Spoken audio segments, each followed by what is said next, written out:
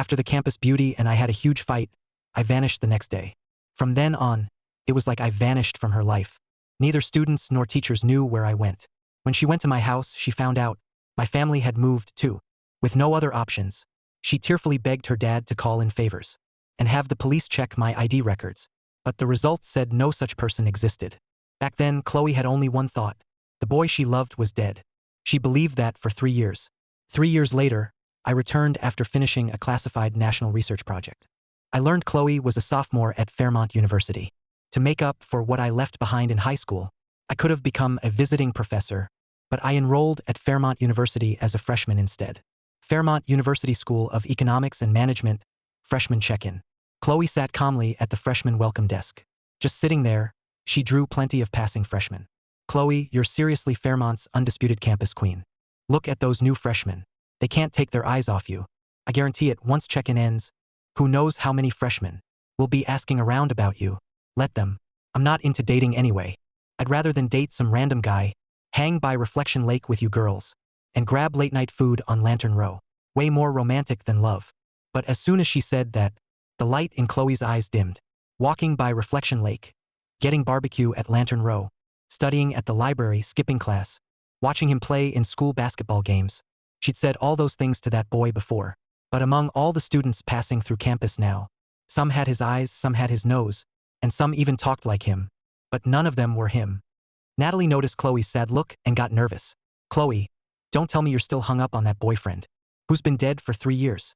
Her roommates knew the basics of Chloe's story. A teenage crush, dating young, secret feelings. We've all had something like that growing up. But even if you've mourned him for 3 years, 3 years have still passed. Why not give yourself a fresh start? Chloe knew what Nat'l meant and smiled easily. It's not like I can't let him go. I just can't like anyone else yet. Chloe tugged Nat'l's hand. All right, quit standing around. The freshmen should be arriving by now. Go welcome them at the gate. Maybe our department got a few cute guys you'll actually like. Good point. Nat'l quickly left the desk and headed to the gate. Chloe let out a long breath. Her slightly red eyes blinked quickly. She was back in those days of dozing off in math, passing notes in English and copying lyrics during study hall. Back then, even 10 minutes could hold a sweet dream. A summer breeze soon tousled the hair by her cheek. Chloe looked up, and sadness returned to her face.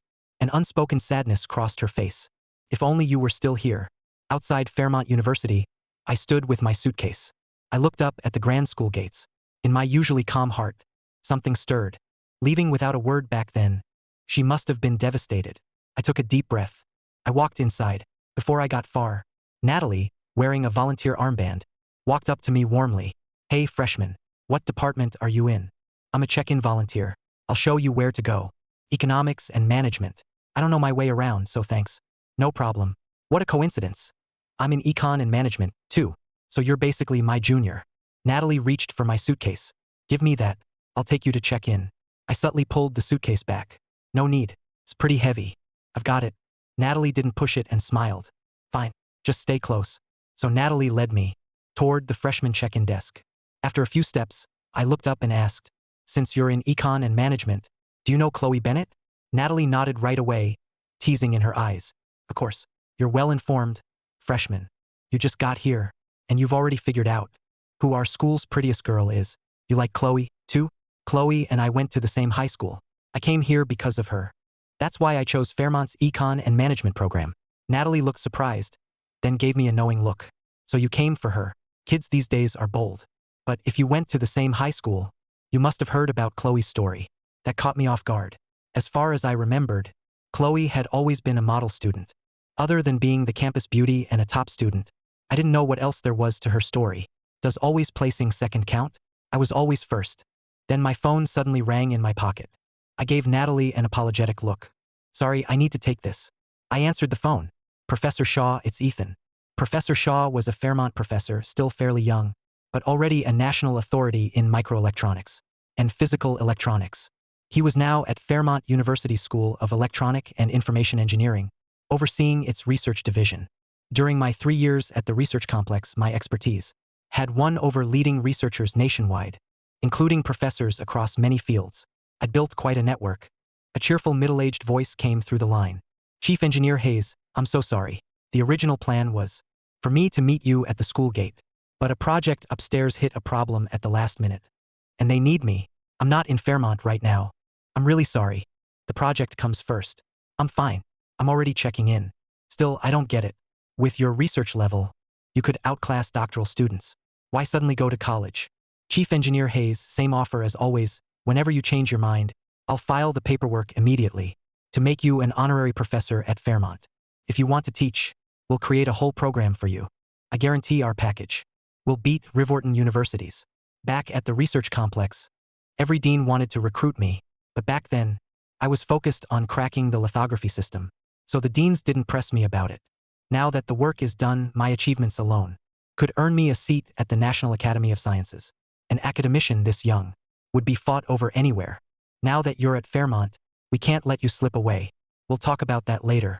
Let me rest for a while first. I'm about to finish checking in, and you're busy, so I'll let you go. All right, go check in.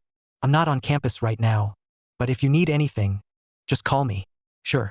Once you're back in Fairmont, I'll come see you. I hung up. By then, we'd reached the check-in area. Natalie looked around. Chloe, who had been at the desk, was gone.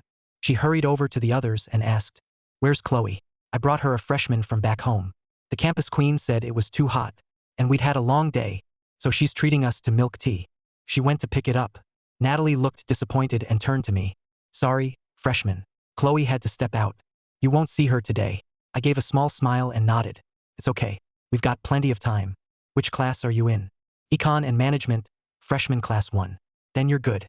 Chloe and I are both assigned to your freshman class 1 as assistant advisors. You'll see her tomorrow at the class meet and greet. Go check in first." I nodded. I walked up to the check-in table. They verified my acceptance letter. They found my name on the freshman list. After I signed, I got my dorm key and student ID. An upperclassman came over. "Got everything? I'll take you to your dorm. Drop off your luggage first, then pick up your bedding at the dorm office. They've got basic supplies too." I nodded and followed the sophomore toward the men's dorms. Not long after I left, Chloe returned to the Econ and Management check-in area. Natalie rushed right up to Chloe. "Chloe, your timing was awful. Listen, our department got this insanely handsome, super classy freshman. He said he went to your high school too. I'm telling you, he definitely came here for you." Chloe smiled helplessly. "Stop right there. I'm not looking to date. I didn't say you had to date him. He's your junior from back home. You should at least look out for him. He's in class 1 anyway. You'll see him at tomorrow's orientation. His name is Ethan Hayes. Does that name ring a bell?" The moment Natalie said that, Chloe's heart seemed to stop. Even her voice began to shake. "What did you say his name was?" "Ethan Hayes. Why?" Chloe shook her head, disappointed. Her voice was urgent. "And nothing. Which way did he go?" Natalie pointed in the direction I'd gone. When Chloe looked over, the sophomore and I were turning into an alley. But in that instant, Chloe thought she saw that boy's silhouette. She quickly shook her head. "No, that's impossible. It was probably just the same name. 3 summers ago, she fought with me and said she'd never talk to me again. But 2 days later, after calming down, she texted me. But from that day on, I vanished from her life. No student or teacher knew where I went. My family had moved, and even when she went to the police, my ID records had been erased. At that point, one thought entered Chloe's mind. I was dead. She believed it for 3 years. So that silhouette couldn't possibly have been me. At most, he shared my name and looked similar from behind. In the end, Chloe trembled slightly and held herself back from chasing after me. The sophomore took me to the dorm building, then left. Following the room number on my key, I opened the door to my college dorm. Soon, the other 2 roommates arrived. The 4 of us ranked ourselves by age. Marcus was the oldest and Daniel was second. I was third, and Owen was the youngest. It's not every day guys from all over end up together. I'm from Fairmont, so I know this area. Dinner's on me tonight. Sound good? Marcus quickly waved him off. No need to treat us. We'll split it. But you know the area, so you picked the spot. Owen and I smiled and nodded. Then Owen's phone chimed. He looked down at it. Then he held it up for us. Guys, are you in the class group chat? The advisor made one. It says, our assistant advisor is Chloe Bennett. You know who Chloe is, right? Marcus reacted first. No way. Seriously? Chloe's our assistant advisor? I raised an eyebrow. The information I'd looked into told me Chloe was popular at Fairmont. But I didn't realize she was this popular. Daniel read the chat and sighed. What a shame. Fairmont's top campus beauty, our Chloe, is still hung up on an ex who died 3 years ago. Otherwise, with her being our assistant advisor, I'd definitely shoot my shot. My heart skipped. I looked up and asked, an ex from 3 years ago? Chloe had a boyfriend 3 years ago? Daniel nodded eagerly, full of gossip. From what I've heard, Chloe's ex was her freshman year high school desk mate. But he died in an accident. Too bad. If they'd broken up, that'd be different. But the guy's dead. I figure Chloe will never forget that high school ex. I froze. Her freshman year desk mate? Wasn't I Chloe's desk mate that year? Since when did I become her ex-boyfriend? I admit I did have feelings for her back then. But before I could act on them, I was taken away for research. What happened while I was gone? No, I had to ask her. So I shot up from my chair. The other three immediately looked over. Third, where are you going all of a sudden? I remembered I still need some supplies. I'm heading to a store near campus. I couldn't exactly tell them I was Chloe's supposedly dead ex-boyfriend. The stuff the school gave us isn't enough anyway. I need supplies too. Let's go together. I'm in too. I need to shop as well. Then let's all go. 3 years had passed. One more day wouldn't hurt. Check-in had started in the afternoon. After the four of us went to stores near campus and stocked up on everything we needed for the dorm. By the time we got back and put everything away, it was after 7. Once we'd all cleaned up, Daniel looked at us. Guys, the timing's perfect. Let's explore the area and grab a late-night bite. Sounds good. Let me dry my hair first. And don't say I didn't warn you guys. Whatever else you say about Fairmont, we've got way more pretty girls than Rivwharton. Clean up nice and one of them might notice you. Marcus's eyes lit up. Dude, why didn't you say so? I'm changing outfits. Owen perked up and called to Daniel. Second, I'm terrible at doing my hair. Style mine for me too. My mouth twitched, but I couldn't help smiling. Maybe this was what being young felt like. I checked my reflection in my dark phone screen. Still handsome. No worries. Meanwhile, Nat'l walked over to Chloe in the women's dorm. Chloe, what are we eating tonight? Let's hit the dining hall. That new dish downstairs, braised pork with tofu skin, is pretty good. The dining hall on our first day back? We've worked all day. Let's check out Lantern Row and find something good. We can grab some fruit too. Chloe rolled her eyes at her. You just want to scope out the new freshman. Chloe turned to her other two roommates. You two want to come? They nodded, and Chloe glanced at Nat'l. After a whole summer, it's been forever since all four of us went out. Let's go then. Soon, the four guys from room 319 were ready. They hurried out of the men's dorm and headed straight for Lantern Row. At almost the same time, Chloe and her roommates left their dorm and arrived at Lantern Row. Daniel looked at us with his hands in his pockets. Guys, Lantern Row is Fairmont's famous food street. The barbecue joints here are all good. You pick. Marcus and Owen exchanged a look, then turned to me. Third, which one? I casually scanned the nearby barbecue joints. I pointed to the closest one. This place. Daniel hurried ahead to lead the way. Come on, guys. Meanwhile, Nat'l linked arms with Chloe. After looking around, she turned to Chloe and the other two. All right, girls. Where should we eat? The other two said anywhere was fine. Nat'l looked at Chloe. Chloe casually looked up and swept her gaze around. Suddenly, her whole body trembled. Outside a barbecue joint, I stood beside Marcus and the others, and disappeared inside. Chloe's mind went completely blank. She stared at the place I'd entered, holding her breath, unable to move. He looked so much like him. This wasn't just a silhouette. She thought she'd truly seen a guy who looked almost exactly like Ethan. For a moment, Chloe felt like she couldn't breathe. Nat'l shook Chloe's arm. Chloe, why are you spacing out? Chloe finally snapped back and looked at them. Let's get barbecue. Barbecue and cold drinks are perfect in summer. The others had no objections. Chloe led Nat'l and the others toward the barbecue joint I'd entered. Her heart raced faster with every step. Could two people really look exactly alike? Or maybe, at that moment, Chloe's heart, dead for 3 years, had somehow begun beating again. Call it false hope or wishful thinking. Either way, she had to meet the guy who looked exactly like the Ethan she remembered. Meanwhile, Daniel and the others found a private room and sat down. I skimmed the menu and looked at them. I'm hitting the restroom. Order whatever you want. Chloe, Nat'l, and the others also entered the restaurant.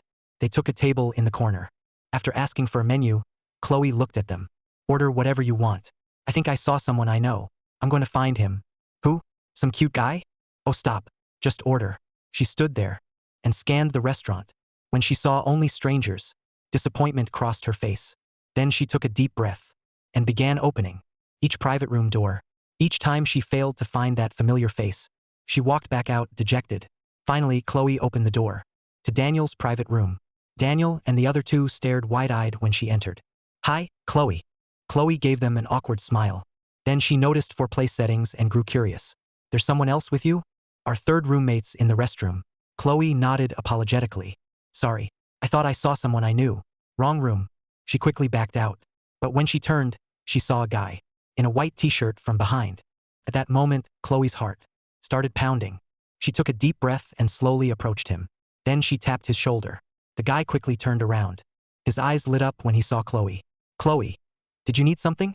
Chloe's expression froze. Sorry, I mistook you for someone else. I'm so sorry. Chloe apologized repeatedly. Then she returned to Nat'l and the others, looking crushed. What happened? You came back looking like you saw a ghost. Nothing. It's our first barbecue together this semester. Cheers. I'm going first. Chloe filled her glass to the brim. She tipped her head back. And down the whole thing. Meanwhile, I came out of the restroom. Without looking toward the dining area, I went straight back into our private room. The table was already covered with ice-cold drinks. Marcus, Owen, and Daniel grinned when I entered. Third, what took you so long? We've all been waiting. Come on. Here's to 4 guys from all over ending up together. I sat down and raised my glass without hesitation. Over half an hour later, after plenty of food and drinks, Daniel raised his glass with a grin. Guys, Chloe Bennett is eating here too. Should we go toast her? She'll be our assistant advisor during military training. Chloe came in here? You were in the restroom. She probably had the wrong room, so she stepped in for a moment. When I went to the restroom, I saw her, still drinking with her roommates. Yeah, I saw her too. I've got to say, Chloe really is Fairmont's campus queen. She can seriously put the drinks away. I frowned. Drinking? I remembered Chloe never used to touch the stuff. Scrape. A chair scraped across the floor. As I shot to my feet, the others immediately looked at me. Third, where are you going? I'll be right back. Keep drinking. I opened the door and walked into the dining area. I quickly spotted Chloe, still knocking back drinks. At the table, Nat'l and the other 2 roommates watched her anxiously. Chloe, stop. You've had too much. Chloe's eyes were unfocused. Her hand shook as she raised her glass, and her face was bright red. I'm fine. Just one last glass, then I'm done. Then a face suddenly appeared before her. The face she'd dreamed of for years. Her vision was blurry, but Chloe was sure it was me. I snatched the glass from her hand and downed it. That's enough. Nat'l stared at me in shock. Oh, it's you, freshman. Hi. How much has she had? Nat'l pointed to 7 or 8 bottles on the floor. Our campus queen drank all of those. She's wasted. Chloe looked up, her reddened eyes suddenly streaming with tears.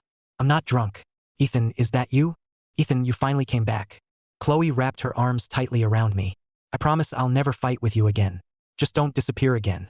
Okay? My expression conflicted. I gently patted Chloe's trembling shoulder and looked at Nat'l. Which dorm are you in? I'll help you get her back. Nat'l froze, then grew excited. Yes, please. We can't carry her, so we'd appreciate it. No problem. I slipped an arm around Chloe's waist and swept her off the chair into my arms. Then I carried her steadily out of the restaurant. Marcus and the others peeked out of the private room. They stood there stunned as I carried Chloe away. It had happened so fast. They'd just been debating whether to go toast Chloe. Meanwhile, I just picked her up and left. What was going on? Chloe's other 2 roommates were just as confused. During her first year of college, Chloe had been pursued by rich heirs with luxury cars and young entrepreneurs, but without exception, she'd rejected them all. She wasn't interested in any guy on campus. So why had she thrown herself at this freshman? Nat'l was surprised, too. From what she'd seen, there had to be a juicy story between them. But as far as she knew, Chloe had only ever had a history with one guy, the boyfriend who'd been dead for 3 years. Could Ethan? At that thought, Nat'l shuddered. Had the guy actually respawned? But she had no time to dwell on it. She hurried to the register, paid the bill, and followed me out with the other 2. Outside, plenty of Fairmont students filled the street. The moment I carried Chloe out, we drew everyone's attention. Girl, look, he's carrying her bridal style. Are they filming a romance show? He's so hot. And those legs. I wish I were the girl in his arms. Girls gasped and covered their mouths, while some sharp-eyed guys recognized Chloe in my arms and cried out, Holy crap, isn't that sophomore Chloe Bennett? Put down my goddess. I'll carry her. Chloe opened her eyes groggily and stared at my face inches from hers. She wrapped both arms around my neck and clung to me like a koala. Her warm breath brushed me as she whispered, Ethan, is it really you? You finally came back. Promise you'll never leave again. Okay? I swear I'll never fight with you again. I looked down helplessly at Chloe, with affection filling my eyes. I promise I'll never leave you again. Okay? Chloe immediately smiled. She whined like a spoiled child. You promised, so you can never leave again. Whoever disappears without a word again is a puppy. Promise. Whoever disappears again is a puppy. At last, Chloe settled down. She curled up in my arms and drifted off. I turned to Natalie beside me.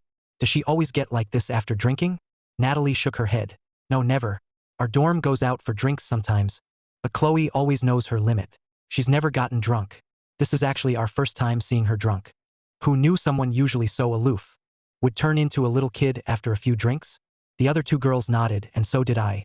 Then I looked at the three of them, holding up their phones. Are you recording us? Natalie froze, then smiled awkwardly. Preserving a beautiful memory. We're just recording what she's like drunk.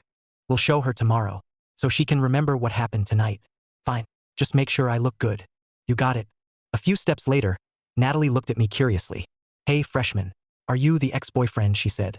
Had been dead for 3 years? I thought for a few seconds. Unless there's some mistake, I guess that's me. The girls looked confused. But she said you. I cut Natalie off and looked at Chloe in my arms. You mean she said I'd been dead for 3 years? I'd also love to know why she thinks that. Natalie led me to the women's dorm, with Chloe still in my arms. There I carefully set her down. I looked at Natalie and the others. Ladies, once she's inside, please look after her tonight. No problem. Together they helped Chloe stand, and slowly walked her into the dorm. I waited until they disappeared from sight, then left the entrance. When I returned to the restaurant, Marcus and the others were still sitting in the private room. The moment I entered, all three stood up. One pulled out my chair, another cleared a spot on the table, and the third brought me hot skewers and a drink. After pushing me into the chair, they returned to their seats in a row. They stared at me like interrogators hungry for gossip. Third, start talking. What's going on? It's only your first day here, and without saying a word, you landed Fairmont's hottest girl. I gave them a helpless look. I didn't land anyone. We knew each other in high school. You said she was outside, so I went to say hi. She was drunk, so I took her back to her dorm. Marcus rolled his eyes. Can you say that with a straight face? Third, we're not blind. You carry every regular friend home bridal style? Were her roommates just decorations? Besides, I saw it clearly. Chloe threw herself into your arms. Owen's eyes lit up. Third, are you the ex Chloe said? Had been dead for 3 years? You two broke up 3 years ago, and you broke her heart so badly that love turned to hate. That's why she tells everyone you're dead.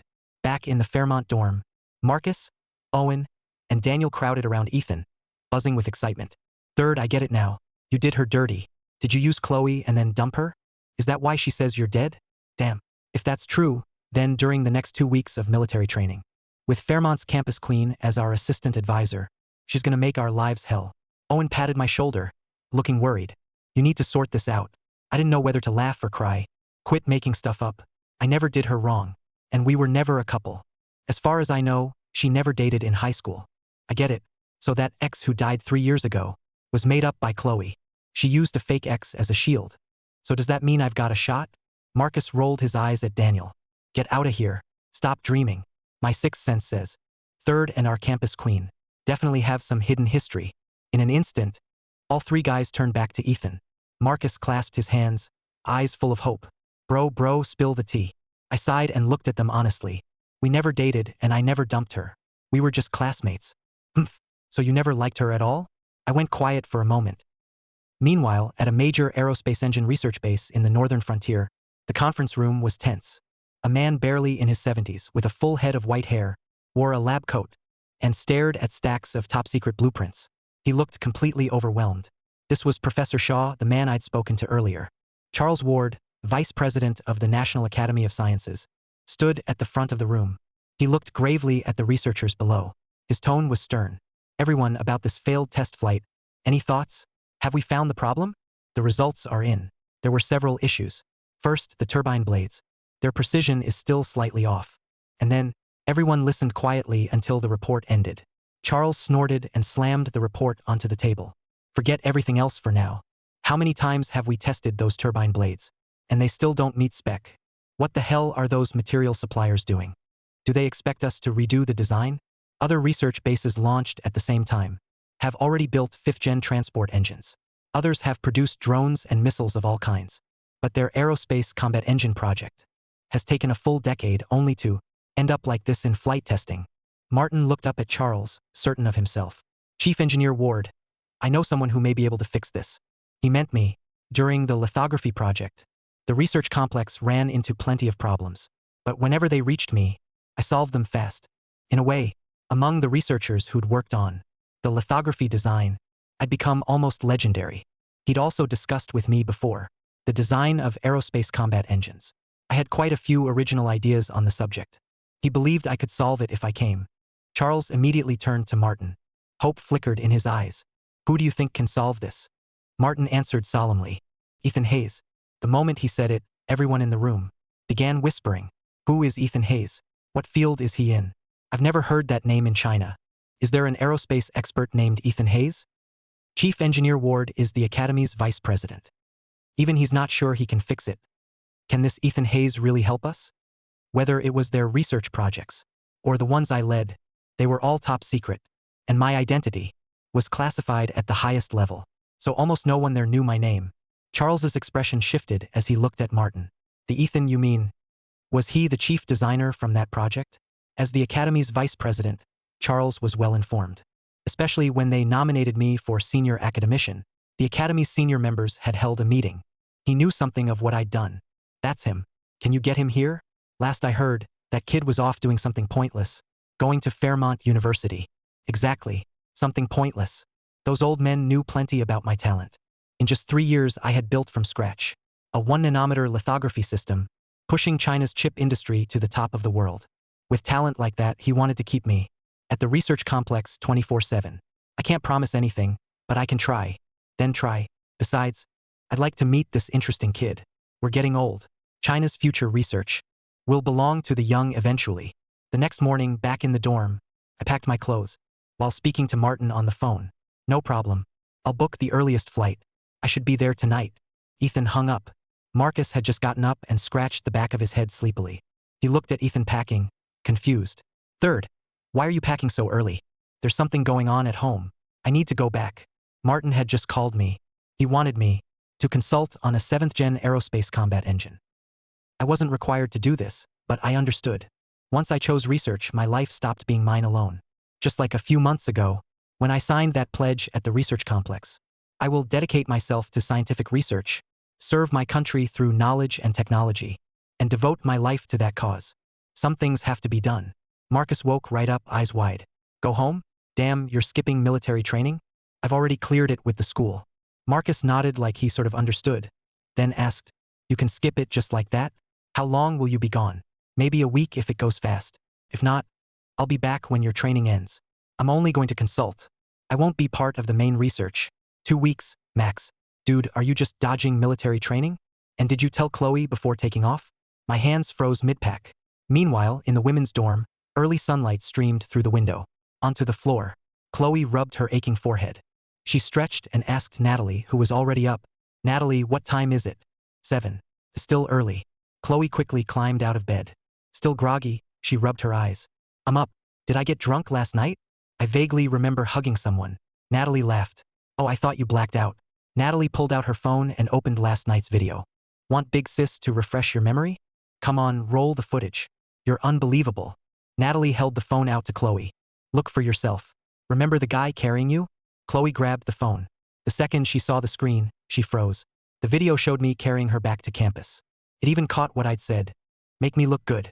Memories came flooding back. Tears quickly streamed from Chloe's eyes, as though she feared I might vanish again. After watching the video, Chloe stared wide-eyed at Nat'l. She urgently asked, Nat'l, how do you know Ethan? Where is he? He's a freshman in our department. He showed up after you got drunk last night. Then you threw yourself at him and he carried you back.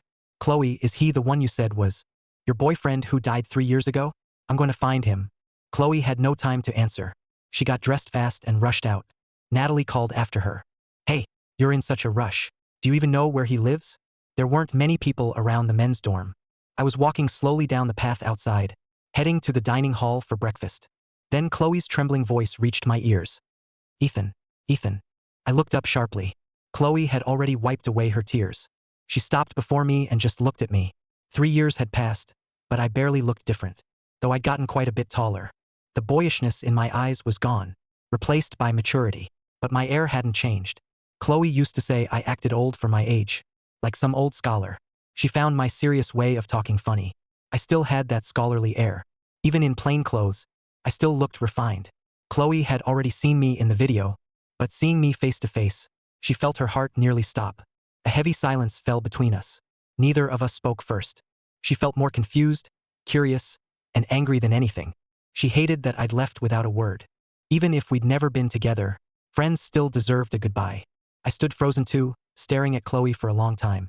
She looked almost exactly as she had 3 years ago, still just as beautiful.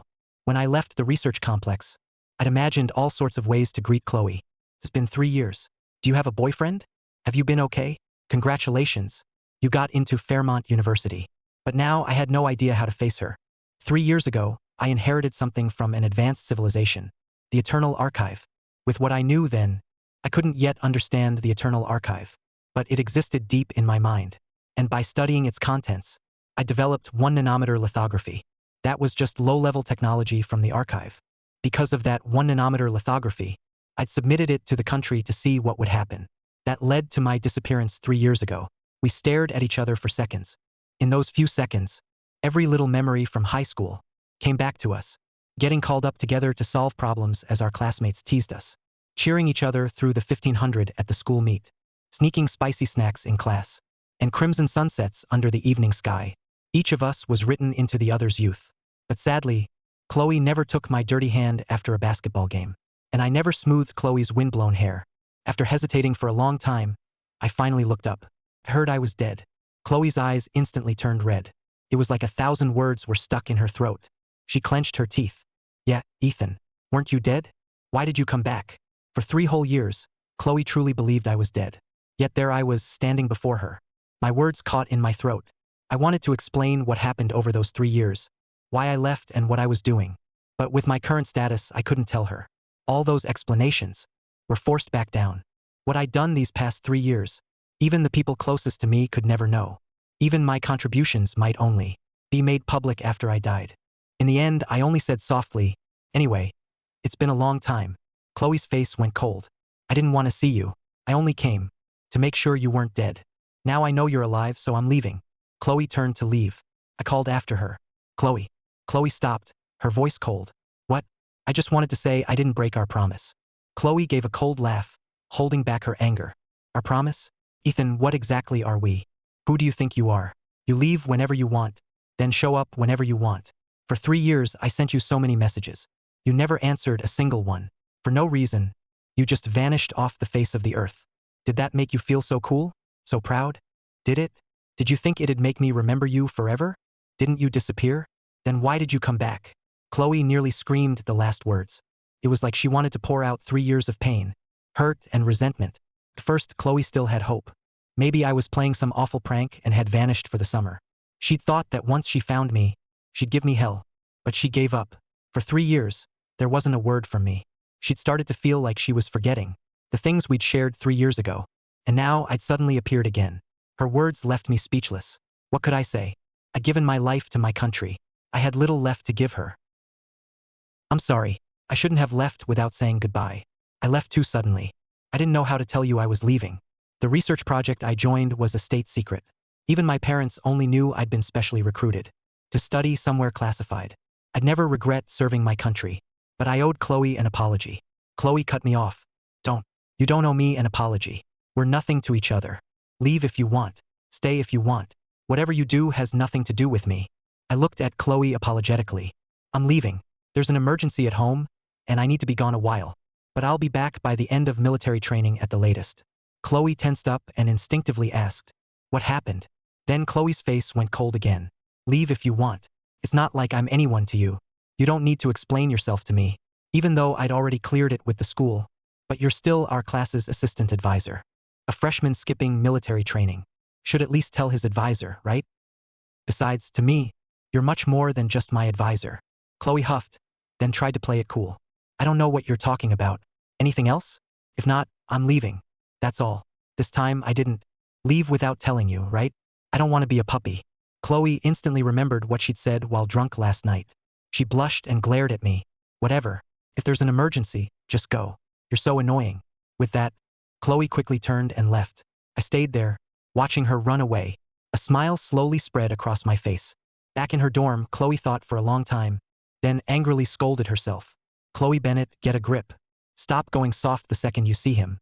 He vanished for 3 years. Did he ever consider your feelings? And you're worried about his family? Chloe took a few deep breaths and calmed down. Then she made up her mind. She wouldn't let those 3 years slide. I knew none of this because by then, I'd stepped into the elevator to the departure lounge. Then someone shouted at everyone inside. Everyone out. Hurry up. I looked outside the elevator. A male celebrity stood amid the huge crowd, with fans snapping pictures. Couldn't help but sneer. You have a big group. Wait for the next one. Do you own this airport? The celebrity's assistant scowled.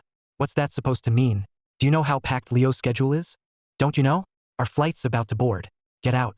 I remained unfazed. How is your flight our problem? Everyone in here has somewhere to be. Do celebrities get special treatment? Hearing that, some of the rabid fans around the celebrity started shouting. Are they as busy as Leo? He's one of China's biggest stars. His schedule is packed every day. Why can't you let Leo go first? What's wrong with you? You should be honored to give Leo the elevator. Move already. What are you waiting for?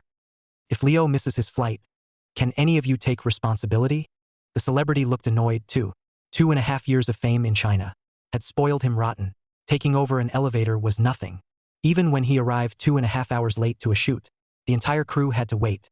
Leo scoffed inwardly, but his celebrity instincts made him careful about appearances. If he went too far, the public could easily turn on him. A smile appeared on his face. He waved off his assistant and guards, then smiled at me. It's fine. I'm in a hurry, but you can go first. Everyone's busy. My mouth twitched in disbelief. We'd wasted enough time for the elevator to make a round trip. But his rabid fans gushed about how classy Leo was. While pointing at me, I shook my head helplessly. I ignored the celebrity and pressed the close button. What I didn't know was that, because I hadn't stepped aside, Leo planned to turn his fans against me.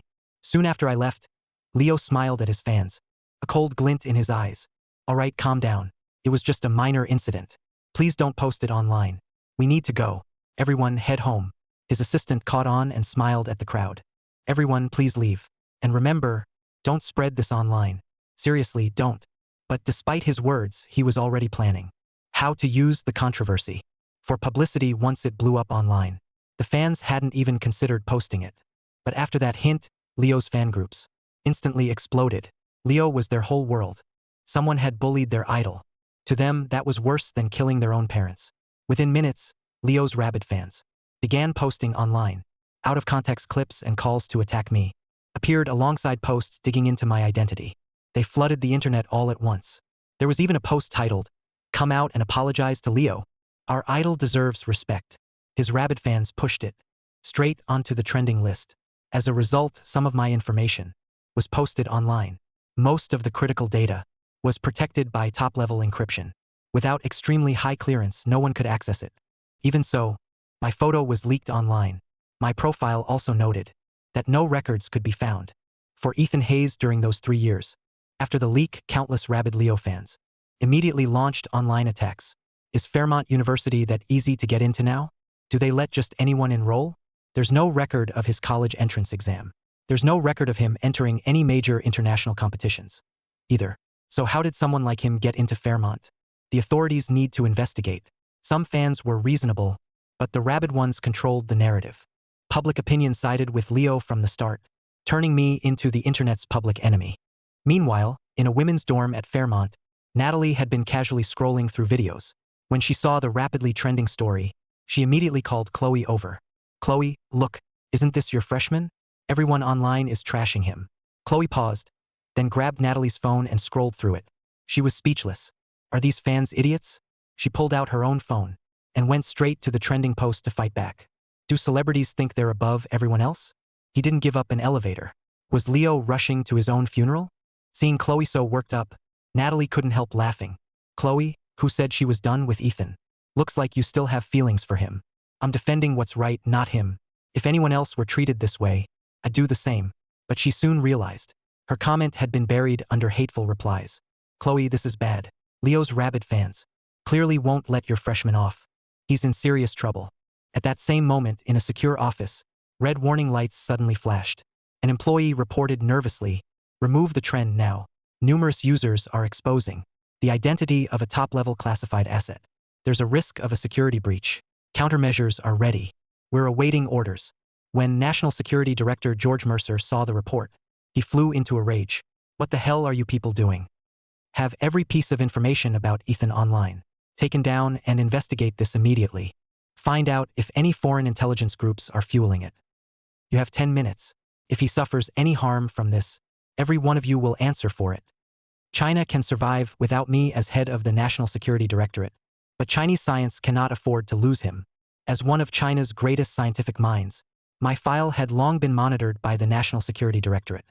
Any person or agency trying to access my records would instantly trigger an alert. But George never expected that this time it wasn't one person investigating me. Countless reckless users were spreading my information online. After reviewing the airport elevator footage, George cursed through clenched teeth. Celebrities are getting more outrageous by the day. Acting like a diva is bad enough. He should have watched who he picked on. Does he even know who he tried to push around? He wanted China's soon-to-be youngest academician to give him an elevator? Who does he think he is? The moment he finished speaking, his phone rang. When he saw the caller ID, his heart sank. Ethan's protector was calling. It was Arthur Vaughan from the National Academy of Sciences. They might be old men, but when it came to protecting their own, every one of them was formidable. George took a deep breath and answered nervously. Arthur immediately tore into him.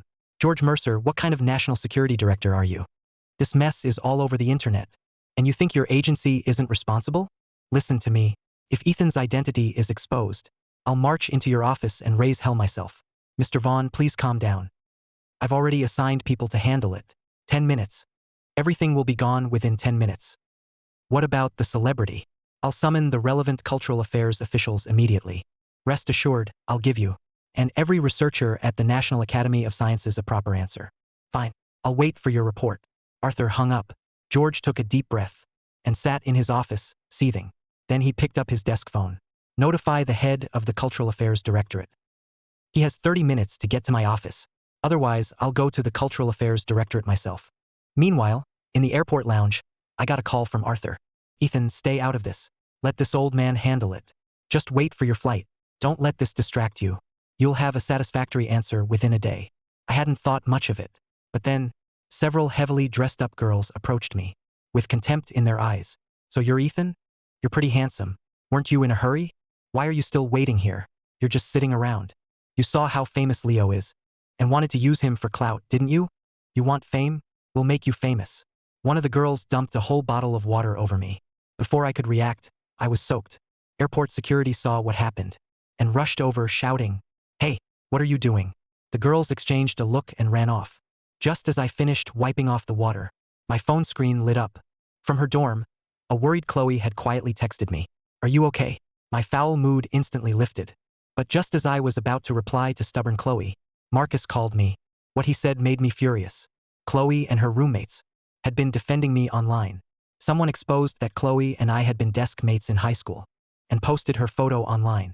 Now Leo's fans were attacking her. From the start, I treated those rabid fans with tolerance and indifference. But now I'd had enough. I took a deep breath and looked down at Chloe's message, my heart aching. She was being torn apart online, yet she was still worried about me. What a fool. After a moment, I called her. She answered quickly and spoke first, worry in her voice. "Ethan, how are things at the airport? Are you okay? I heard Leo's fans are insane. They didn't hurt you, did they? I'm fine. Stay out of this for now. Let me handle it, okay? Stay in your dorm. And stay offline. Put on a fun movie. By the time it ends, this will be over." But Chloe grew emotional. By the end, her voice was breaking. "How can you fix this? The whole internet is attacking you. How can you handle that alone?" She regretted it.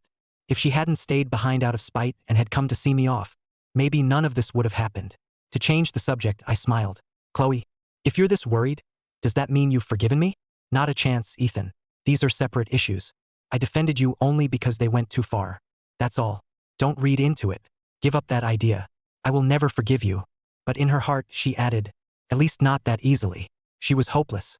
We hadn't spoken in 3 years, yet the moment I returned, her heart surrendered. No matter how harshly she spoke or how angry she was, one look at Ethan made all her pain disappear. From the moment I saw Chloe again, I knew she was still the same girl.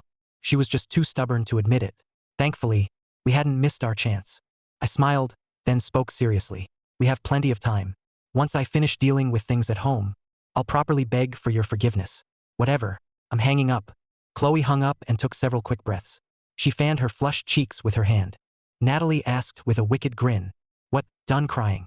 After the fans exposed Chloe's identity, countless vicious messages flooded her phone.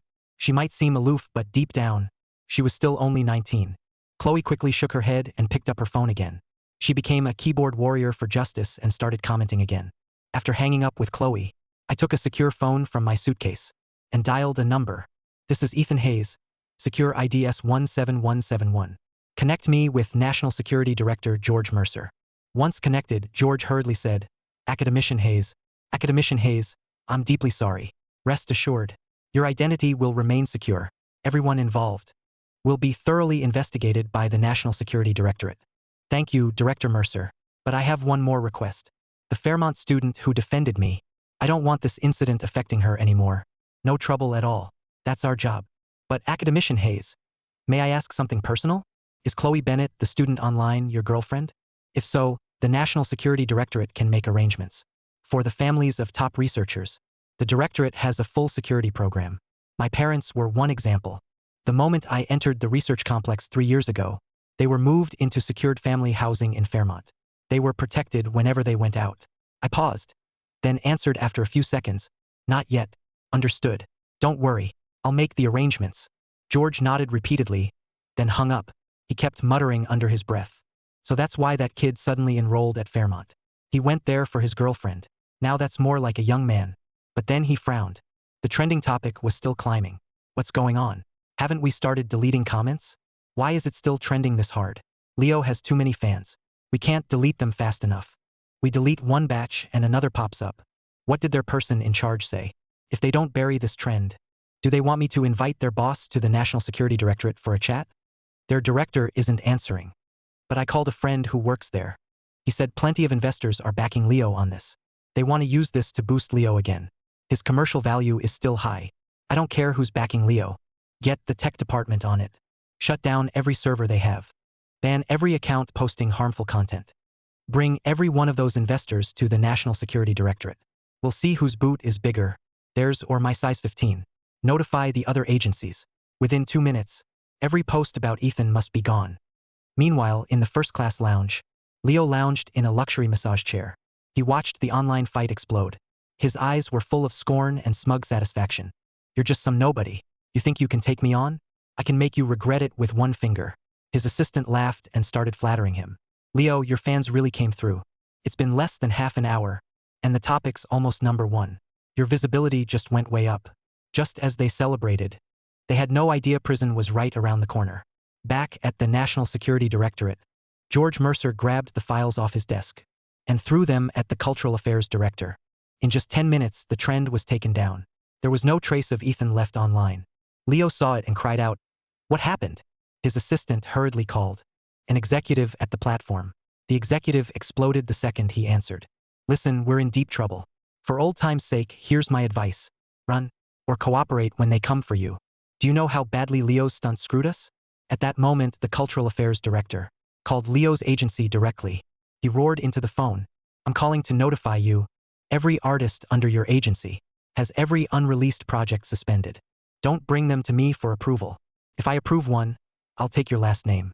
And every celebrity at your company who defended Leo online is blacklisted. Especially Leo, though you don't need to worry about him. He's finished. And before 9 tonight, bring your company's executives to the Cultural Affairs Directorate. We're going to have a nice group chat. The agency head froze. Then, his secretary rushed in, panicked. Mr. Turner, we have a huge problem. Tax officials are here. They're taking all our financial and tax records. At the airport, Leo and his assistant kept getting cancellation notices. Endorsements canceled, contracts terminated. They still had no idea what was happening. For plainclothes officers approached and showed their badges. Big star, good luck with what's ahead. Leo flew into a rage, but the moment he moved, 2 officers pinned him down. Meanwhile, in Fairmont University's women's dorm, Natalie called excitedly, Chloe, did you see? The authorities stepped in. Your Ethan got really lucky this time. Chloe nodded, then quickly played it cool. I saw it, and let me say this again. Ethan and I seriously have nothing to do with each other. Then her phone rang in her hand. Her face tightened, and she quickly shushed her. Chloe looked nervous. Quiet. Ethan's calling. Natalie instantly smirked. You said you and Ethan are nothing, but the second he calls, you get all nervous. Go on, take a deep breath. Chloe finally answered, forcing her voice to sound casual. Ethan, what is it? Do you need something? I'm about to board, so I wanted to let you know. Chloe nodded thoughtfully, then pouted. We're nothing to each other. Board your plane. What does that have to do with me? You didn't need to call. But she couldn't help asking, did you see what happened online? Leo got arrested. Everything about you vanished from the internet. You got really lucky. The government must be cracking down on the entertainment industry. Yeah. We should thank the government. I didn't explain further. It was better that she believed that. I didn't have to say more. Then the airport announced boarding for the northern frontier. I have to board. I'll come see you when I get back. Oh, and I still want to know, what did you mean by that ex-boyfriend who died 3 years ago? My ex-girlfriend. Chloe's cheeks instantly turned red. What ex-boyfriend? I have no idea. Go board. Bye. After hanging up, Chloe panicked. Why did he bring that up? She'd really thought he was dead. How was she supposed to explain it now that he was alive? She couldn't tell him, I liked you so much, so I made you my dead ex-boyfriend. Then she grew puzzled and murmured, passengers bound for the northern frontier. When did Ethan move to the northern frontier? Before she could think it through, Nat'l leaned in with a grin. Chloe, do you know what you looked like on that call? Like a little girl in love. Meanwhile, Leo sat blankly in a transport van. He was still holding on to hope. He thought he could still save himself. He turned to an officer beside him, trying to sound charming. Sir, could you hand me my phone? Let me make 2 calls? You can't make calls. Those are the rules. But I can show you what's happening outside. He pulled out his phone. The second Leo saw it, the officer cursed. Wong, pull over. Let me sit up front. This guy just wet himself. Meanwhile, Chloe was back in her dorm thinking about me again. She stared at our call log and muttered through clenched teeth. Ethan hasn't said a word since he left. Did he make it home or not? Nat'l walked over with a teasing grin. Chloe, if you still care about him, just text him. No way. I'm gorgeous. It's not like Ethan is the only guy who'd want me. Why should I text him first? Meanwhile, to finish the research as fast as possible, on the aerospace engine, I studied the materials day and night. At 11 that night, I went to Charles Ward's quarters. I handed him my flash drive. President Ward, these are my ideas and design drawings for the aerospace engine. Charles looked through them briefly, and his expression grew grave. The material I'd given him was incredibly detailed. Then my phone suddenly rang. Sorry, Academician Ward. It's fine. At this hour, it's probably that pretty girlfriend of yours. Texting you. Young love, I've been there. Don't mind me. I checked my phone. It was indeed a message from Chloe. Did you get home? Yeah. I'm home. Talking to someone. What's up? Chloe instantly got mad when she saw that. She'd finally swallowed her pride and asked what he was doing. And this jerk said he was talking to someone else. He had time to chat with someone, but not to tell me he got home? So after vanishing for 3 years, we're not even friends now. Back when we shared a desk, even if he went to shower, he'd text me to say so. Men really do change. I was just fooling myself. With a huff, Chloe sent several texts. Bad timing, I guess. I won't interrupt.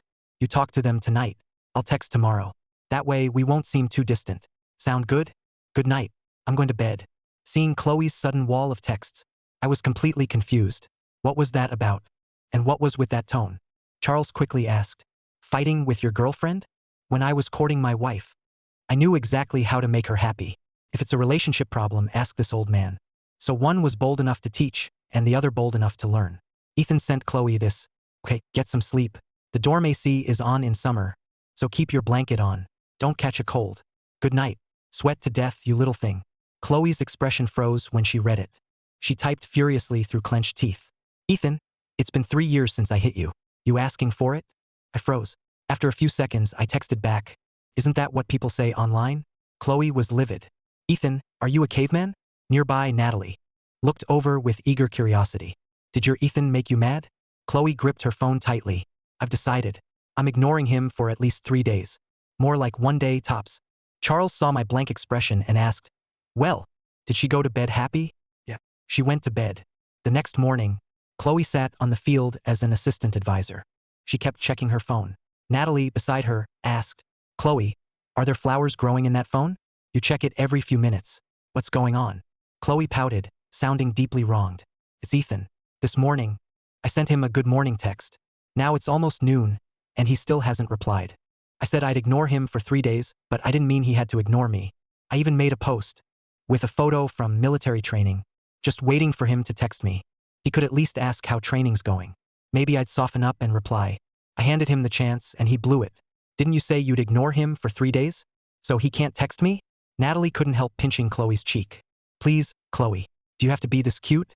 If he won't text you, don't reply to him. There are plenty of men out there. Find another one. It's not like Ethan's your only option. We'll see. Chloe checked her phone again. Still nothing. That afternoon at the research complex, top experts from dozens of fields gathered together. Other than Derek Stone, most had received transfer orders and been urgently sent to the Northern Frontier Research Complex. They had no idea what was going on. As everyone whispered, Charles finally entered with Ethan and Derek. They walked slowly into the conference room. The experts whispered when they saw me. Some people in the room froze. They knew nothing about my achievements. At the research complex, the youngest researchers were around 30. The older ones were nearly 70 or 80. Everyone held a brief introduction session. The meeting lasted almost 6 hours. It wasn't until after 2 in the morning that I finally finished. I focused on explaining the theory behind a curvature drive system. I also answered questions from the experts. When the meeting ended, thunderous applause erupted. Passionate cheers from the researchers filled the entire room. After saying goodbye to the experts, I went to the secure locker by the door and retrieved my phone. I turned it on as I headed back to the guest quarters. Once it powered on, I saw a message from Chloe. She'd sent it around 11. It was a simple goodnight text. After thinking for a few seconds, I smiled and replied, "Good night, sweet dreams." The next second, Chloe instantly replied, "Well, look at that." Our busy man finally decided to reply. "You woke up?" Chloe gritted her teeth. "Sleep, my ass." Other than that one good morning text, she hadn't sent him a single extra message all day. It had been driving her crazy. She sent good night hoping I'd text her. And she'd waited and waited until now. Chloe took a deep breath. After quickly calming herself, she slowly replied, "Couldn't sleep. I was chatting with my roommate. Problem? No problem. So when are you going to sleep?" "No idea. Things at home keeping you that busy?" "So busy you couldn't spare 1 second to text me all day?"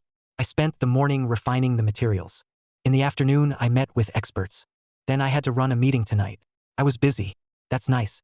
Chloe thought, if you're so busy, then just don't text me at all. Go focus on your important work. But in the end, she didn't send what she was really thinking. Instead, she asked, "You made me so mad last time, I never got to ask. Ethan, you disappeared without a word for 3 years. Don't you owe me an explanation?" But after thinking it over, she realized asking that might be a little too eager. So she added, "Of course, if you don't think you need to explain, that's fine. It's not like we're anything to each other. You jerk. Ethan, you vanished for 3 years. The fact that I'm even texting you nicely means you're lucky. You'd better explain yourself. Why you left without saying goodbye 3 years ago. Chloe, can we not talk about this?" Chloe was so mad she wanted to smash her bed. But she calmed herself and quickly replied, "Oh, fine. Then that's it. I'm going to sleep. Are you mad?" Chloe's lips curled. Maybe this blockhead wasn't totally hopeless. "No, I wouldn't dare get mad at you, Mr. Busy. What if you get mad and pull another one of those 3 years ago disappearing X? It won't happen again. I had a real reason 3 years ago, but I promise I'll never leave without saying goodbye again. I'm nobody to you. You don't have to tell me that. Aren't we good friends? Just friends? Couldn't we be something more?" After a moment, Chloe rubbed her forehead helplessly. "He's hopeless. Completely hopeless." She'd spelled it out. How could he still not get it? "Forget it. I'm tired. Get some rest." "Okay, get some sleep. Good night." Over the next few days, we kept this up, chatting on and off. But every time Chloe texted, amid all the nonstop research, it gave me a rare moment to unwind. 10 days later, military training at Fairmont University was almost over. The Northern Frontier Research Complex erupted in applause. For 10 straight days, we'd worked around the clock to build the model before us. If this model ran successfully, it would prove my theory worked. Then today would mark a new era. I never thought I'd live to see a curvature drive become possible. It's incredible. If the model completes its run, it'll be a massive leap for propulsion worldwide. This day will go down in history. Chief Engineer Hayes, you've worked incredibly hard.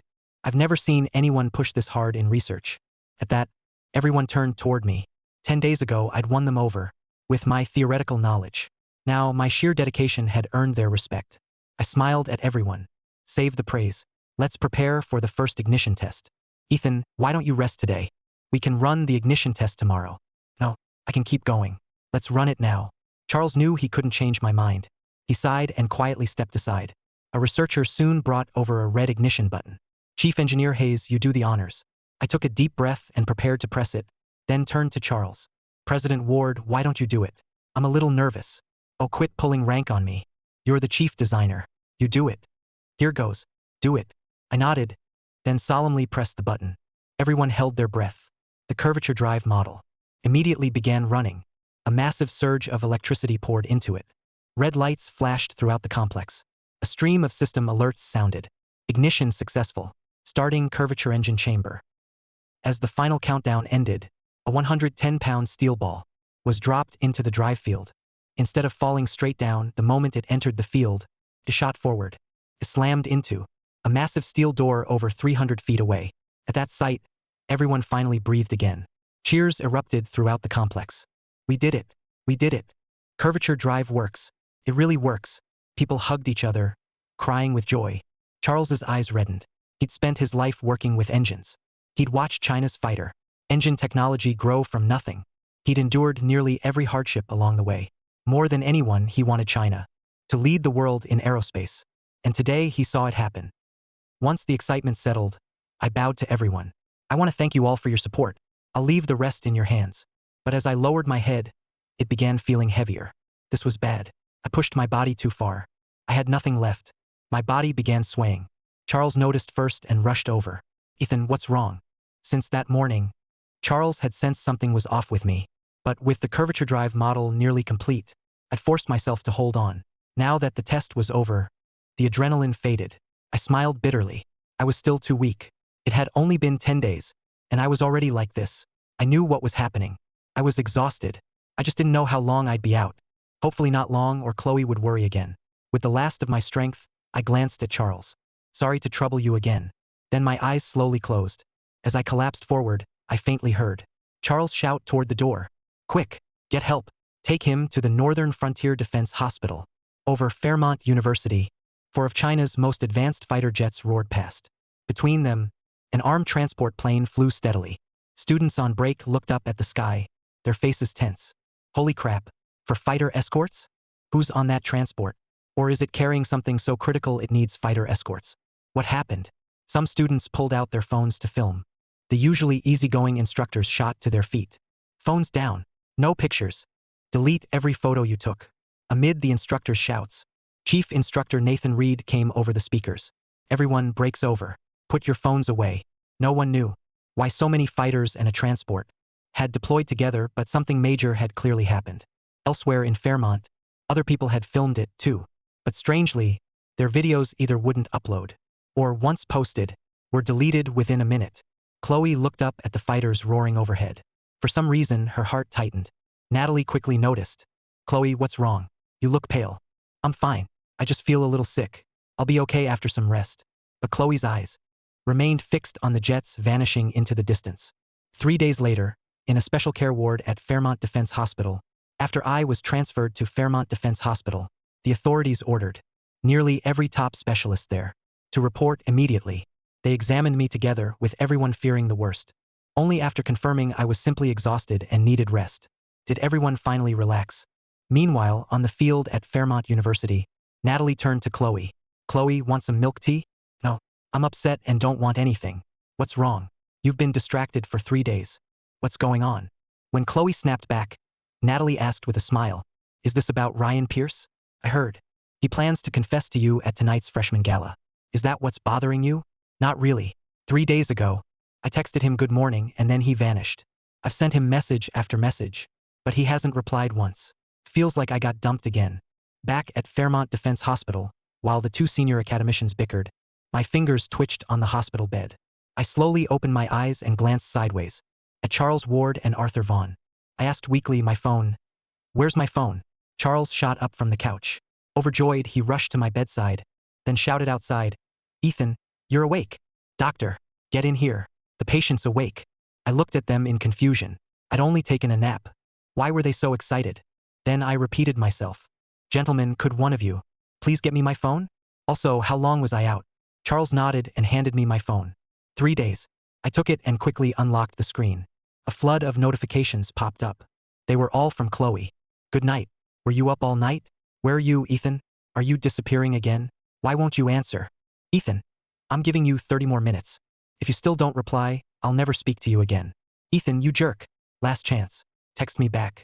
Ethan, where the hell are you? Ethan, I hate you. Third, urgent news. At our school's freshman gala in 2 days, that sophomore student union vice president plans to confess to Chloe. Are you done dealing with things at home? I swiped over to the class group chat.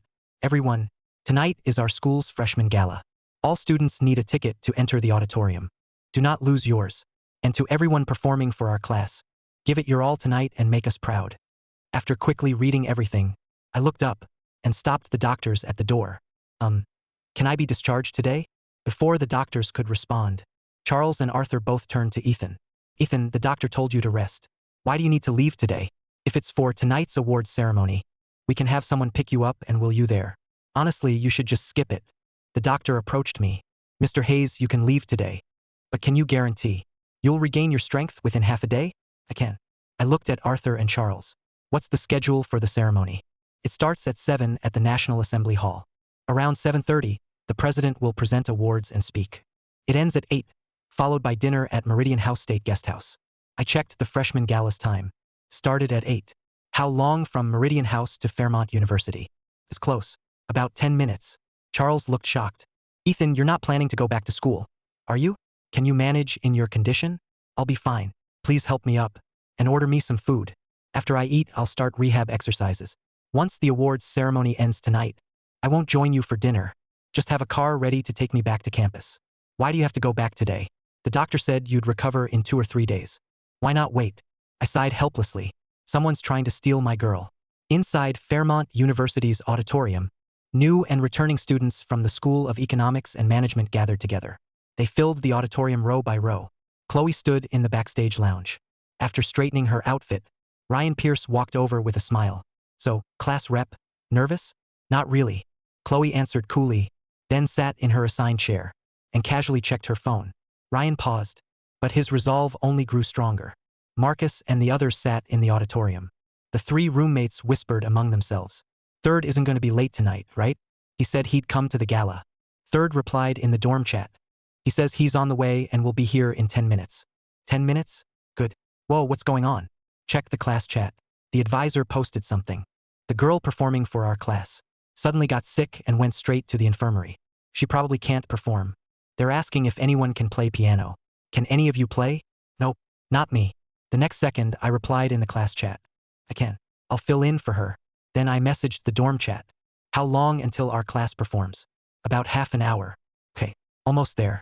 A few minutes later, the black sedan pulled up outside Fairmont University's auditorium. Thanks. I appreciate it. After thanking the driver, I rushed to the entrance. When several student union members at the door saw me, they paused. Then they blocked my way. What school are you with? This is the Economics and Management Freshman Gala. You can't enter without a ticket. I'm in Econ and Management Class 1, but I left my ticket in the dorm. Can you let me through? Freshman, how can you prove you're in our school? Do you have student ID? Yes. I nodded and sent a message, asking Marcus and the others to meet me at the door. Then I opened my photo gallery and pulled up a picture of my student ID. A student union member took my phone and carefully compared the ID photo to my face before saying, Ethan Hayes, right? You look better in person. All right, go in. Thanks. Dude. Third, you're finally back. Where's Chloe? Where else? She's in the backstage lounge. Take me to her. We can't. Backstage is performers only. Wait, we can't, but Ethan can. He's our class's pianist now. Third, I didn't know you played piano. I learned as a kid. Then what are we waiting for? Let's go. Inside the lounge, Daniel approached the upperclasswoman managing the program. I'm really sorry, but please let us switch pieces. What is going on with your class? You replaced the performer at the last minute, and now you want to change the piece? If every class pulled this, we couldn't even hold the gala. I'm really sorry.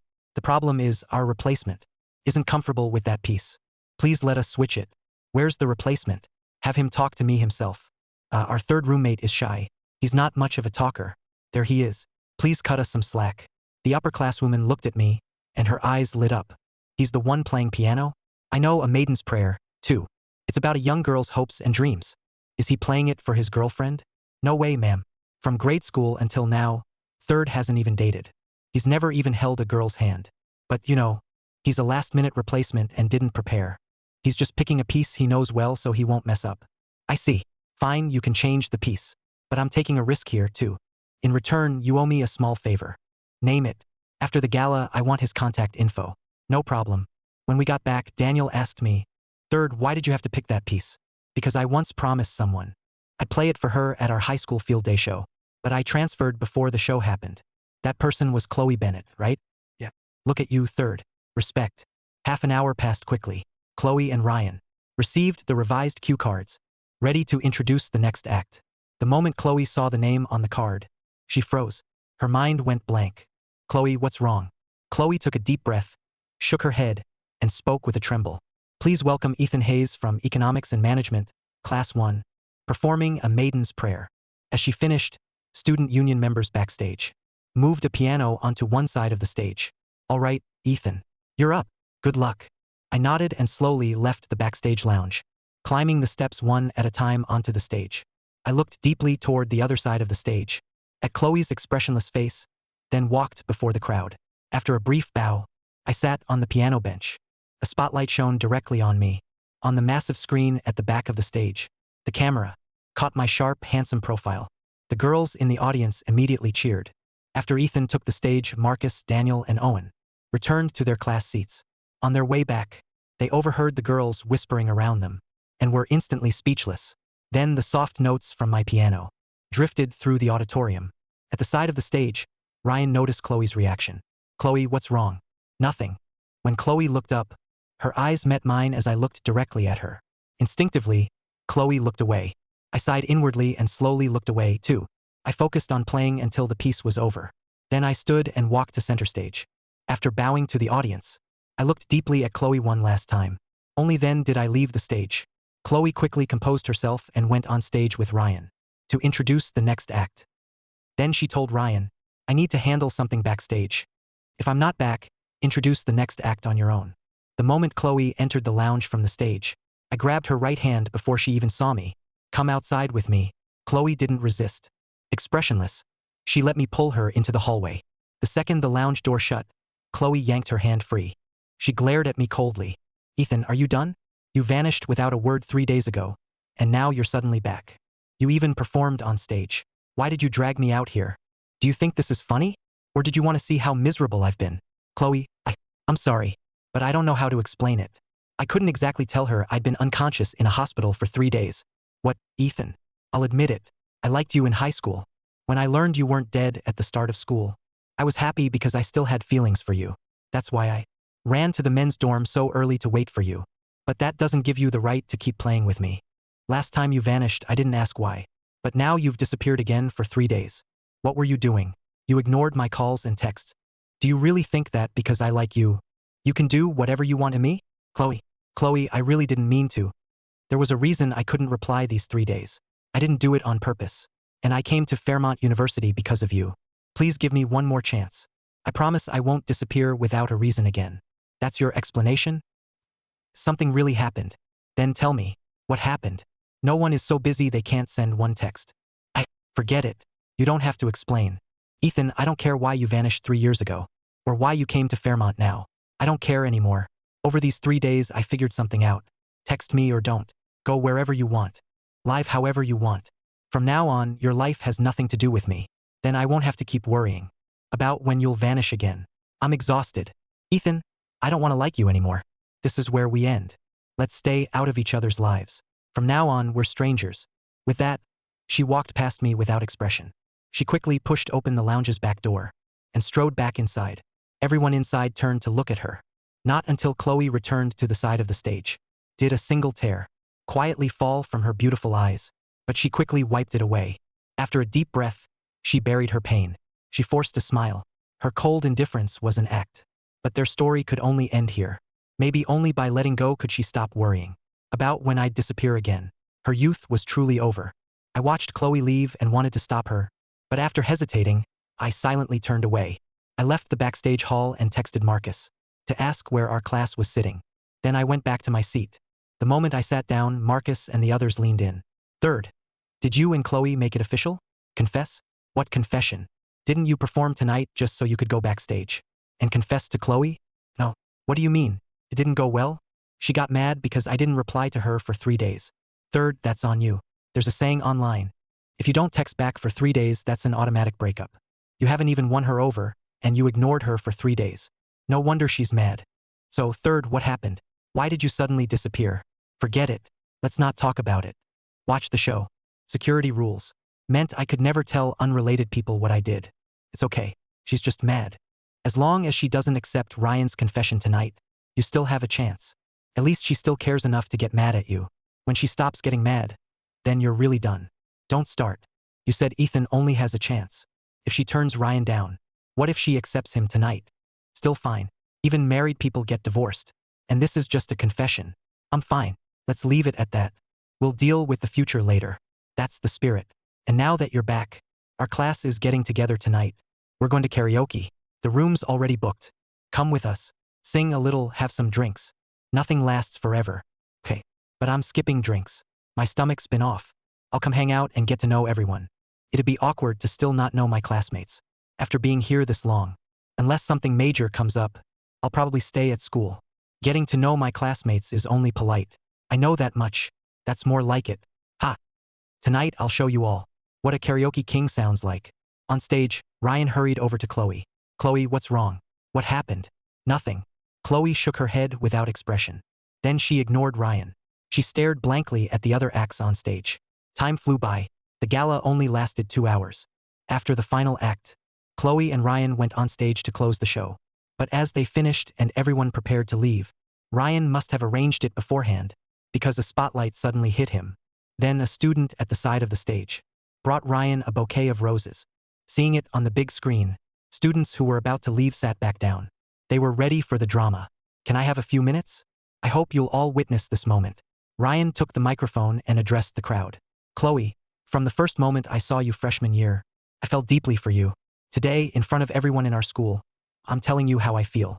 As he spoke, he lifted the flowers and held them out to Chloe.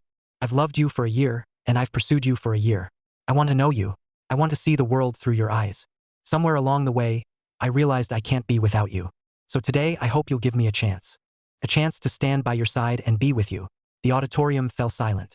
Then the crowd began murmuring. That guy's slick. In front of this many people, how is she supposed to say yes or no? Third, say the word. Want to go up there? Before I could answer, Chloe spoke to Ryan. I'm sorry. I know accepting you is what you want. But if I'm going to be with someone, I have to really, truly love them. And I'm sorry, but I can't feel for you the way you feel for me. So I can't say yes. And Ryan, I've made this very clear before. I don't like you.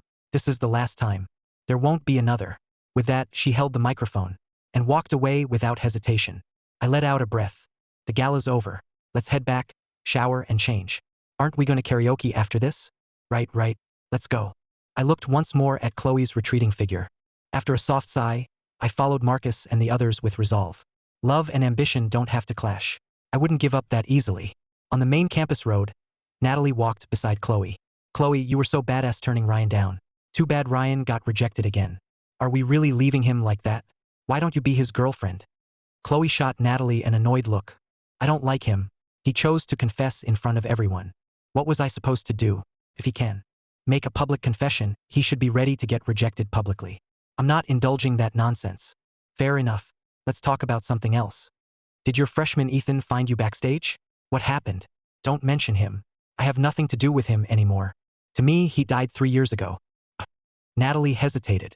She could tell that Chloe was in a really bad place, especially when Ethan came up. She looked ready to kill someone. Let's change the subject. Nat'l smiled awkwardly and held up her phone. She showed Chloe the screen. Look at this news online. The National Academy of Sciences developed 1-nanometer lithography. They even made 1-nanometer chips. Maybe before long we'll get to use our own homegrown chips. I'm definitely supporting this. I don't really care. Chloe was in a terrible mood. She casually glanced at Nat'l's screen, then looked away. But the next second, she turned back and grabbed Nat'l's phone. Wait, let me see that. She stared at Nat'l's screen, at a social media photo from the Academy's press conference, zooming in to examine it closely. It's just a press conference photo. What's so interesting? That's Ethan. Chloe froze. The photo only showed a back. But the person seated at the far end of the front row, his clothes and silhouette, looked exactly like Ethan. She could be wrong about anything else, but Ethan's silhouette was something she'd never mistake. Then she remembered the medal I'd been wearing. She hadn't thought much about it at first, But after seeing that photo, a wild thought hit her. Could Ethan have vanished because he was at this press conference? But he's so young. What could he possibly do? To attend a press conference at that level? Wouldn't it be full of major scientists? And he was sitting in the front row. That made even less sense. But she couldn't possibly mistake my silhouette. Was she imagining it?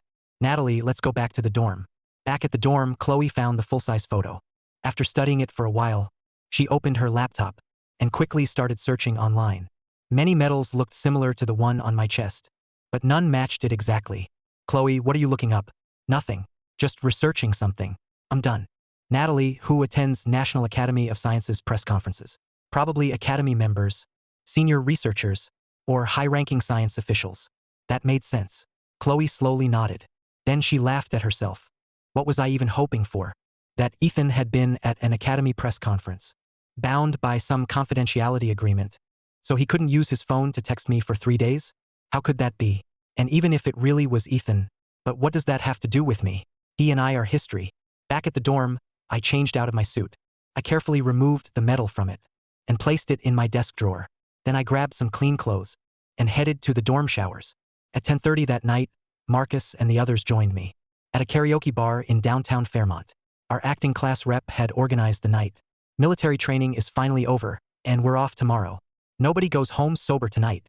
Halfway through, I went looking for the restroom, but after wandering around, I still couldn't find it. Just then, a group of men and women came racing out of a hallway. What was going on? Why were they running?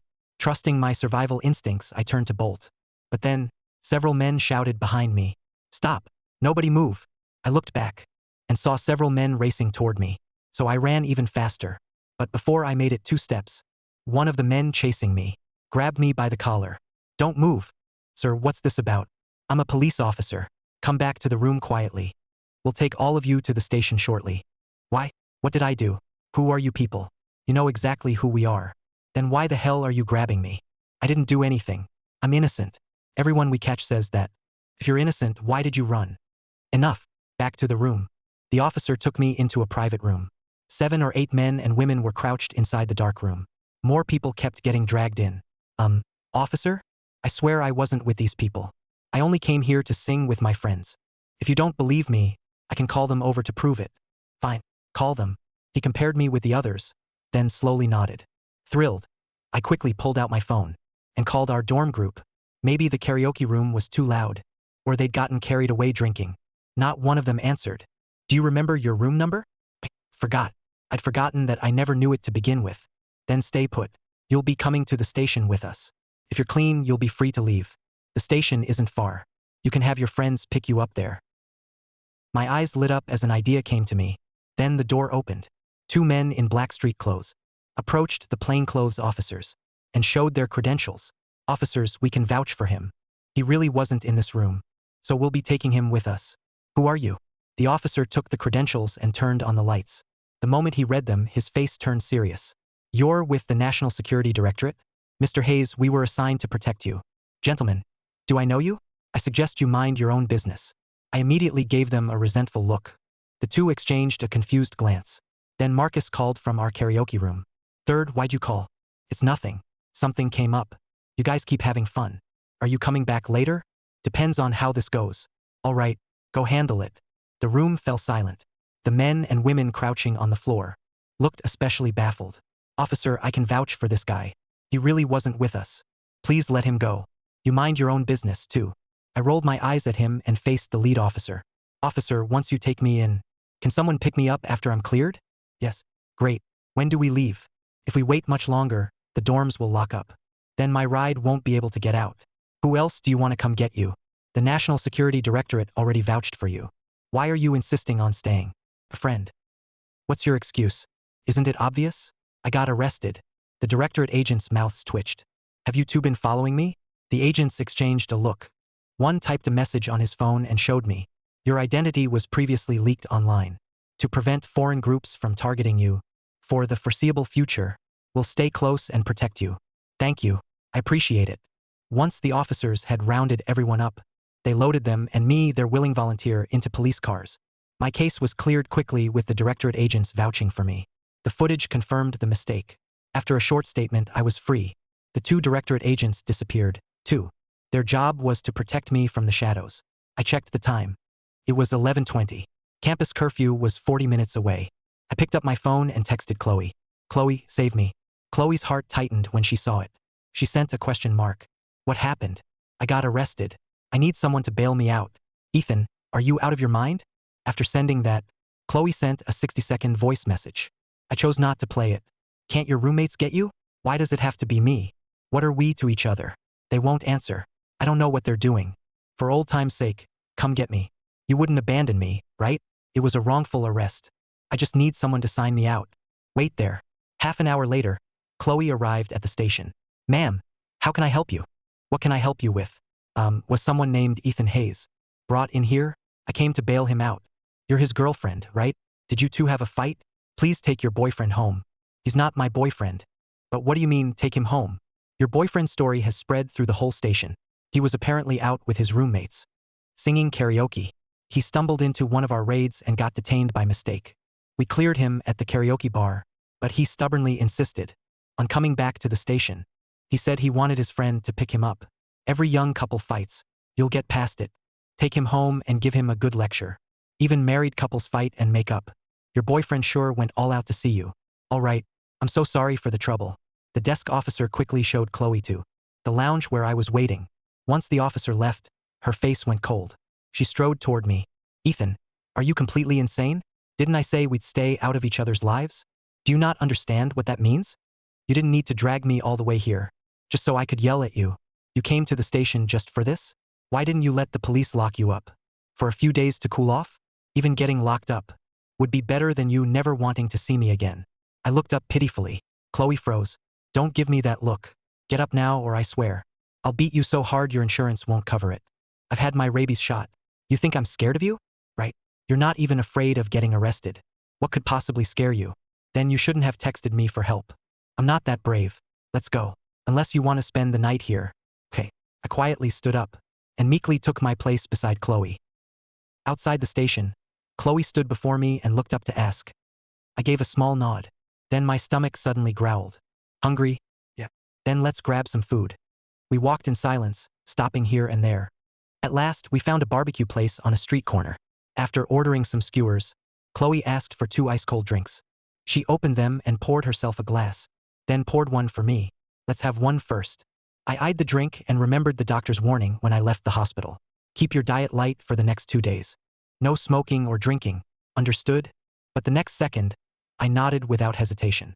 I raised my glass and clinked it against Chloe's. Then I downed it. I shuddered and secretly glanced at Chloe. Why are you staring at me? No reason. Then stop looking. I can't help it. Don't act cute. Eat your food.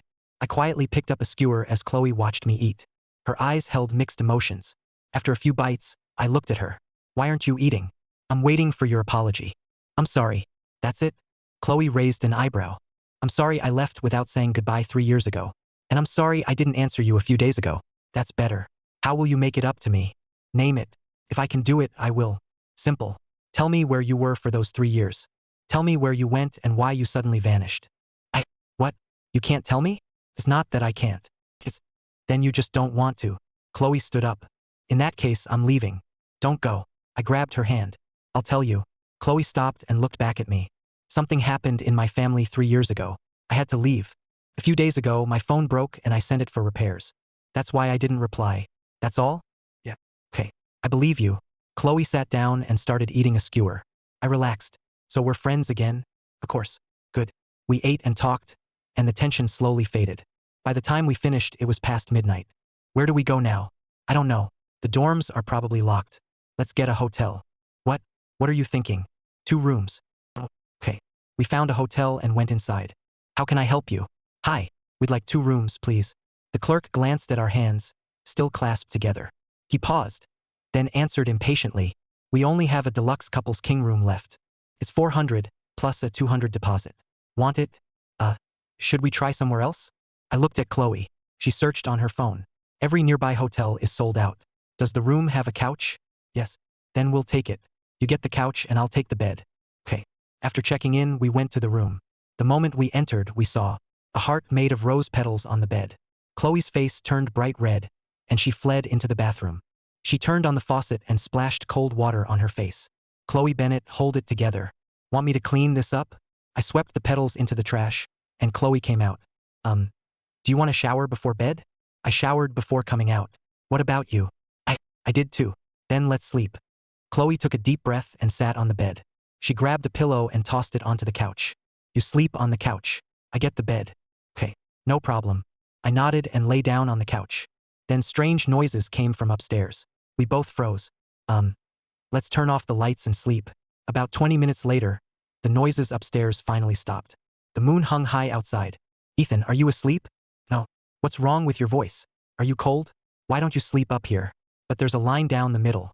Neither of us crosses it. My eyes lit up, and I sprang from the couch onto the bed. Don't try anything. I won't move an inch. The room fell silent, leaving only our breathing. Half an hour later, my eyes snapped open. My mind entered the eternal archive. Chloe had no idea my consciousness was inside the eternal archive. She watched me quietly for a while. Seeing me sound asleep, she slowly relaxed. Then she glared at me for no apparent reason. Near noon the next day, sunlight streamed through the window onto the blankets. Chloe's phone suddenly rang. Who is it? Chloe fumbled for her phone irritably. It was Nat'l. Chloe, what's going on? It's almost noon. Why aren't you back on campus? It's noon? Chloe felt something heavy pressing against her. Ethan, get off me. She saw me lying on top of her and slapped me. Ethan? What about Ethan? Chloe, you stayed out all night. Don't tell me you were. Nat'l, something came up. I'll explain later. 10 minutes later, I pointed to one side of my cheek, now marked with a handprint. I blocked the bathroom doorway. My face is bright red. Aren't you going to take responsibility? Chloe paused when she saw the mark on my face, perfectly matching her hand, then burst out laughing. Sorry, I really tried to hold it in, but I just couldn't. That handprint was way too funny. I stepped around Chloe and opened the toiletry kit by the sink. I took out a toothbrush and added toothpaste. Then I filled the rinsing cup with water. Brush your teeth first. Then I'll take you to lunch. We'll head back to school after. But first, you need to do something for me. Oh, what now? Go downstairs and buy me a mask. This handprint probably won't fade for hours.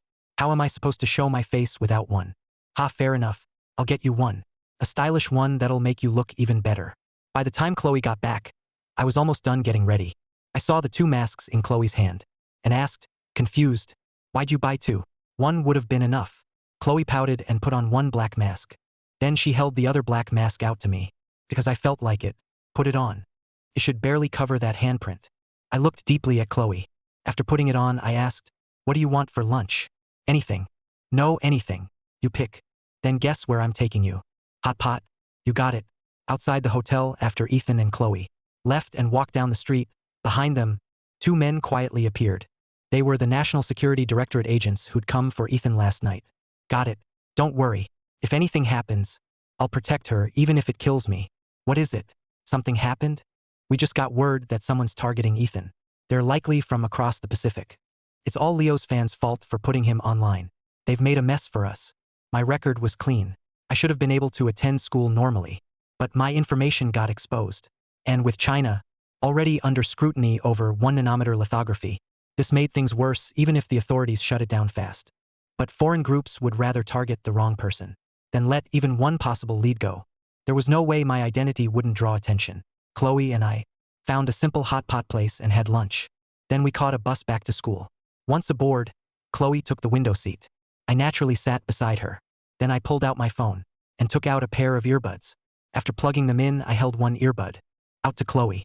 Want to listen to music? Sure. Before she could react, I picked up the earbud and slowly stood, stepping in front of Chloe. With a serious look, I placed it in her left ear. With me so close, Chloe's heart began racing on its own. Why are you so close? I'm putting in your earbud. Why not use the right one? Because I grabbed the left one. After carefully fitting Chloe's earbud, I finally sat back down. If the left side bothers you, I can switch it. Chloe rolled her eyes. No, he did that on purpose. Ethan definitely did. Mid-Autumn Festival is in a few days. Are you going home? No, it's only a 3-day break. The trip's too much hassle. Still, since starting college, this will be my second Mid-Autumn Festival away from home. I really miss the fireworks on Firefly Island back home.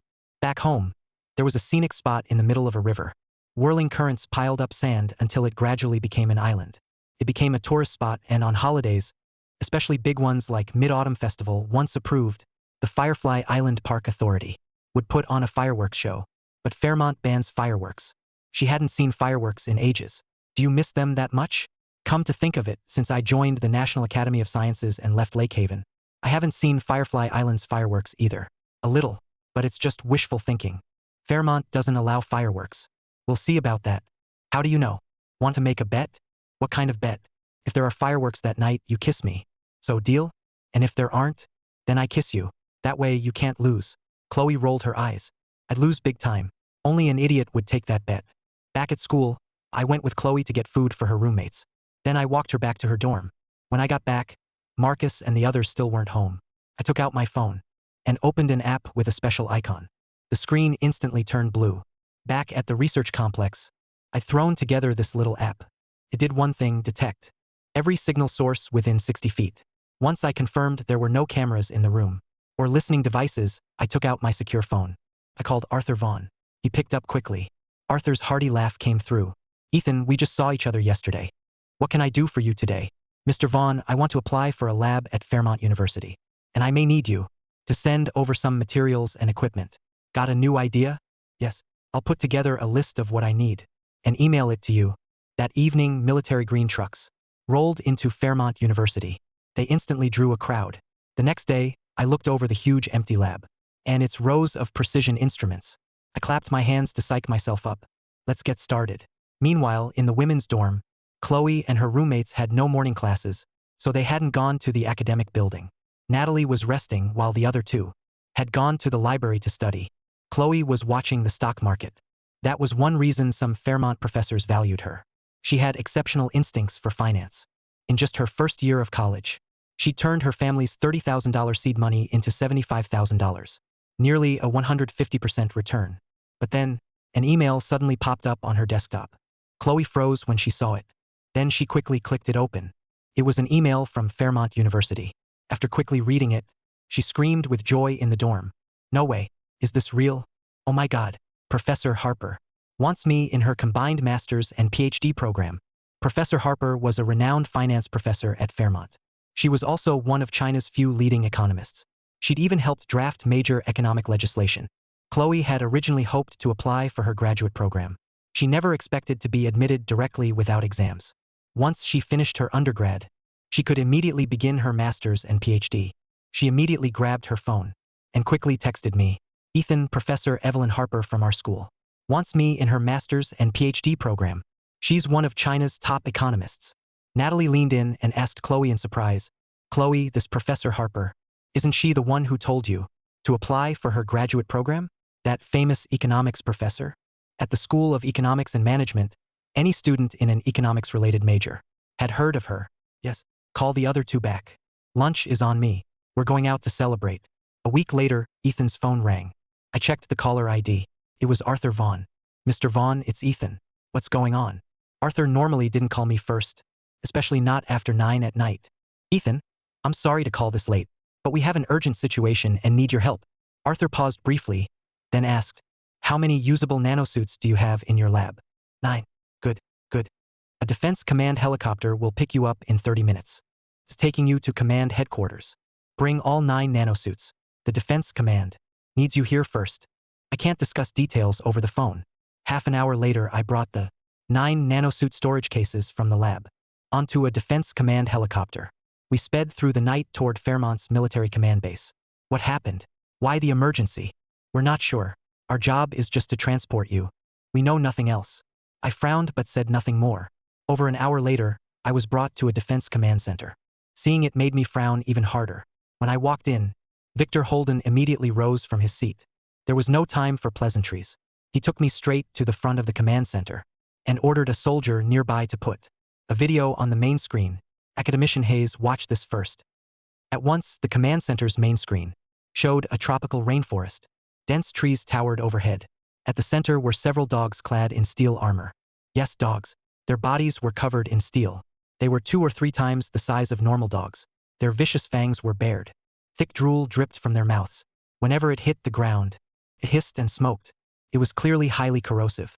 My expression hardened. What are those? That's why we urgently called you in. This footage came from our border an hour ago. It was inside a special forces sector guarding the border. An hour ago, while our troops were on routine patrol, they found these bizarre hounds charging across the border. We believe a criminal organization near the border created these mutated creatures. But these mutants are deeply unnatural. Bullets won't kill them. Even fire can't burn a single hair off them. We've already lost a full special forces squad. As I listened to Victor, I studied the images on the screen. Suddenly, my heart started pounding. This wasn't ordinary genetic evolution. Someone had altered them. The gene chains inside these mutated hounds had evolved, with segments from other genes spliced in. What do you need me to do? There are still more than a dozen special forces soldiers fighting those mutated hounds in the rainforest. If those hounds breach the border containment line and reach civilian areas, the consequences could be catastrophic. So we're deploying fighter jets to deliver the nanosuits to the special forces team. They'll use them to stop those things. Fine. But they aren't trained on nanosuits, so I'll need to control them remotely while they're worn by our soldiers. And once this is over, I need an intact body from one of those mutated hounds. I need to study their genetic sequences. For the first time, my face turned grave. I knew these mutated hounds were hiding an unknown secret. Around 1 a.m, I finally left the defense command.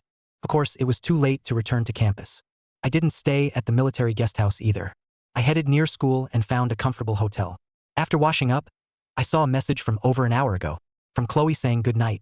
After sending a short reply, I lay alone in my hotel room, lost in heavy thoughts. I needed to think through what happened today. It looked like a simple case of animal mutation, but with the Eternal Archive, I had to consider more.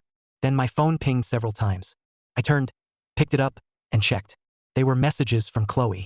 You're still up this late? Did something happen? Answer your phone. Seeing those messages, I took a deep breath and shakily picked up my phone to reply. But the next second, Chloe called.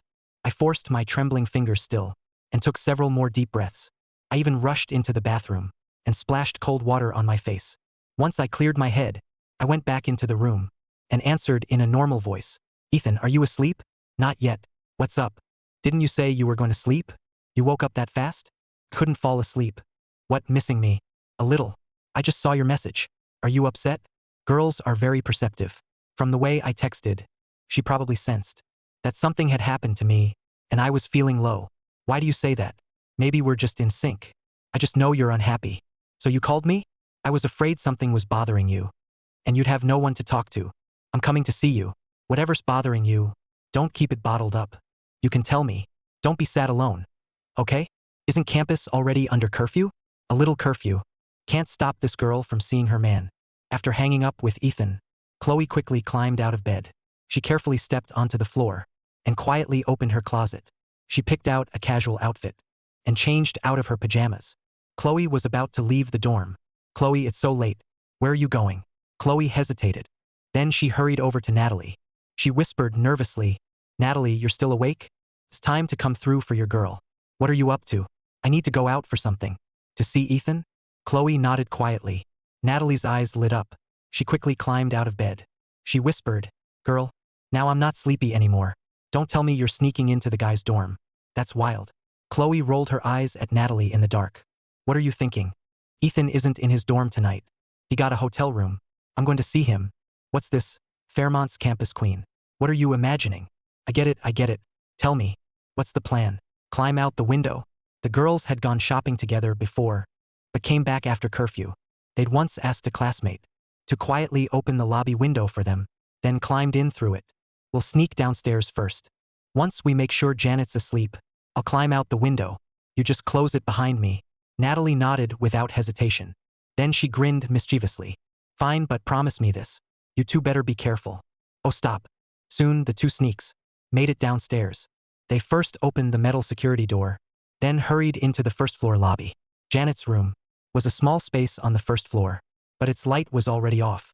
Moonlight faintly spilled across the ground outside. Chloe and Nat'l quickly ran to a window along the lobby wall. Together, they carefully opened it. Chloe nimbly climbed up onto the windowsill and looked back at Nat'l.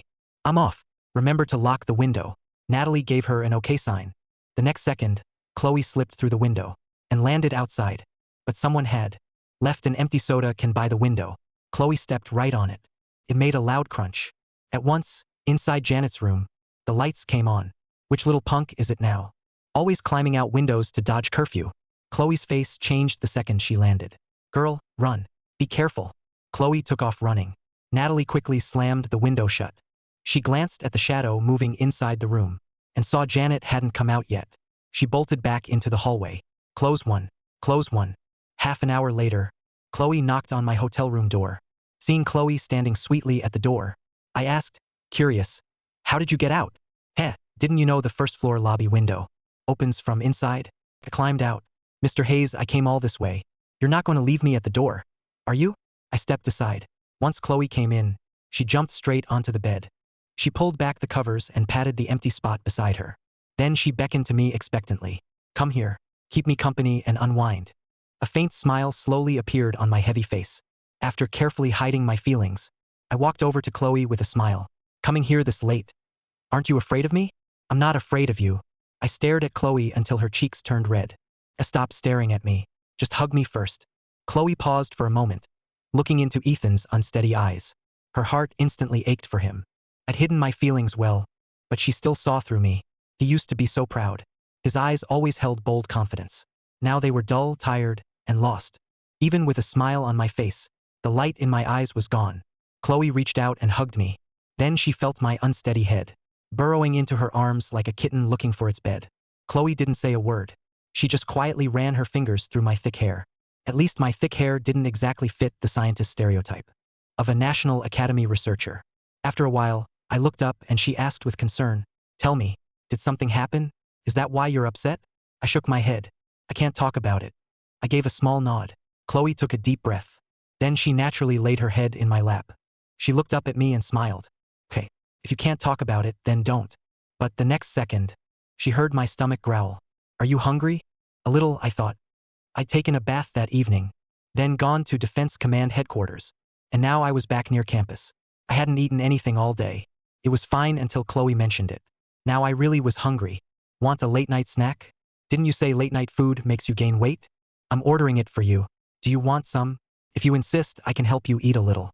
Just a tiny bite, that's all. Maybe not. If you gain weight, I'll get blamed for it. How about this? What? Find a coin and we'll flip for it. Heads, we eat. Tails, we don't. If the coin breaks, we skip it. Deal? Never mind. No coin flip. Then cute Ms. Bennett can help me finish a little snack. Just a little. You invited me. I wasn't trying to eat. Yes. For no real reason. My mood had gotten much better since Chloe arrived. Chloe quickly ordered delivery. Since it would take half an hour, Chloe waved her phone and looked up at me. The food will take a while. Want to watch something? She smiled smugly. I found this really good show lately. I nodded, and Chloe immediately shifted in my arms. She found a more comfortable position, then curled back up against me. She put on a romance show she was following. She watched quietly, and I said nothing. I held Chloe as we watched in bed. The night was quiet and so was the room. Other than the sound from her phone, there was only Chloe's soft laughter at the funny parts. She had this habit while watching shows, especially in my arms. Whenever she laughed, she'd squirm around.